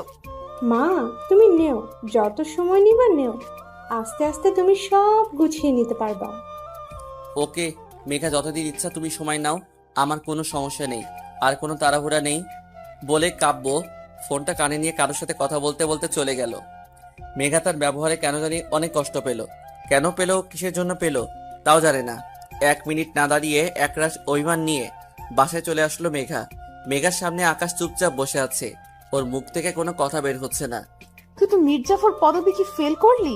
তোর কি শাস্তি হওয়া উচিত? আপু আমি তো প্রেম করেছি, চুরি তো করিনি বল। বাবা কি আর শাহিরি, হ্যাঁ? বাচ্চা ছেলেকে এভাবে ভয় দেখাচ্ছিস কেন? ভাই তুই বাচ্চা। তো সব লোক রাজি তো কেয়া করেগা কাজী। এই আগে ফাইনাল পরীক্ষাটা দে, ফেল করলে বাসা থেকে বের করে দিবেই, সাথে নেহা। ফুর। ইস, আমি নেহার সাথে অনেক বাজে বিহেভ করেছি, ওর কাছে সরি বলতে হবে। আকাশ ফোনটা হাতেই নিজের রুমে চলে গেল। নেহা ফোন ধরে বিরক্ত কণ্ঠে বলল, কি হয়েছে বলো? নেহা আমায় ক্ষমা করে দাও প্লিজ। নেহা প্লিজ। না, আমি তোমায় ক্ষমা করে দেব না। কিসের জন্য দেব? তুমি তো আমায় ভালোবাসো না। আমি তোমায় ভালোবাসি তো। না, বাসো না, তাই আমাদের মাঝে আর কিছুই হবে না। আচ্ছা, আমায় বর্ষা তোমার ডিপার্টমেন্টের মেয়েটাকে ফ্রেন্ড রিকোয়েস্ট দিয়েছে ভাবছি। এই সোজা ব্লক করব। তুই শুধু অন্য মেয়ের দিকে তাকালে না, তোর অবস্থা আমি খারাপ করে দিব। আমি তোমাকে অনেক ভালোবাসি নেহা। আমিও। রাতের খাবার খেয়ে যে যার রুমে চলে গেছে। মেঘাও নিজের রুমে শুয়ে আছে, কিন্তু একটু শান্তি পাচ্ছে না। মনে হচ্ছে অন্য কোথাও গিয়ে ঘুমাতে, কিন্তু কোথায়? ফোনটা হাতে নিয়ে চেক করলো, নো মেসেজ, নো কল। মনটা দ্বিগুণ খারাপ হয়ে গেল মেঘার। মেঘা ফোনটা হাতে নিয়ে কাব্যর মেসেজ কলের জন্য অপেক্ষা করছে। রাত 11:30, তবু কাব্যর ফোন বা মেসেজ কিছুই পেল না। এখন মেঘার প্লে লিস্টে স্যাড গানটা দিয়ে কান্না করতে ইচ্ছে হচ্ছে। ফোনটা রেখে আস্তে আস্তে ঘুমানোর দিকে মনোযোগ দিল মেঘা। আস্তে আস্তে ঘুমিয়ে পড়ল। মেঘা ঘুমের মধ্যে অনুভব করলো কেউ ওকে তার বুকের মধ্যে খুব শক্ত করে জড়িয়ে ধরে আছে। তার ছোঁয়া মেঘার অনেক পুরনো। তার বুকের মধ্যে মুখ গুজে অভিমানী সুর নিয়ে বলল, আপনি এখানে? আমার বউটার ঘুম ভেঙেছে তাহলে? আপনি এখানে কি করছেন? বউ যদি বাপের বাড়ি থাকে, আমি আর কিভাবে অন্য কোথায় থাকতে পারি? হয়েছে হয়েছে, এত ভালোবাসা নামায় তো আসতে দিলেন কেন? বোঝার জন্য। কি বোঝার জন্য? তুমি আমায় ভালোবাসো কিনা। কি বুঝলেন? অনেক ভালোবাসো তুমি আমায়। ছাইবাসি। সত্যি? আচ্ছা, আমি এখনই চলে যাচ্ছি। কোথায় যাবেন? বাসায়। তুমি তো আমায় ভালোবাসো না। মেঘা কাব্যকে আরো শক্ত করে জড়িয়ে ধরলো। না, আপনি কোথাও যাবেন না। কেন?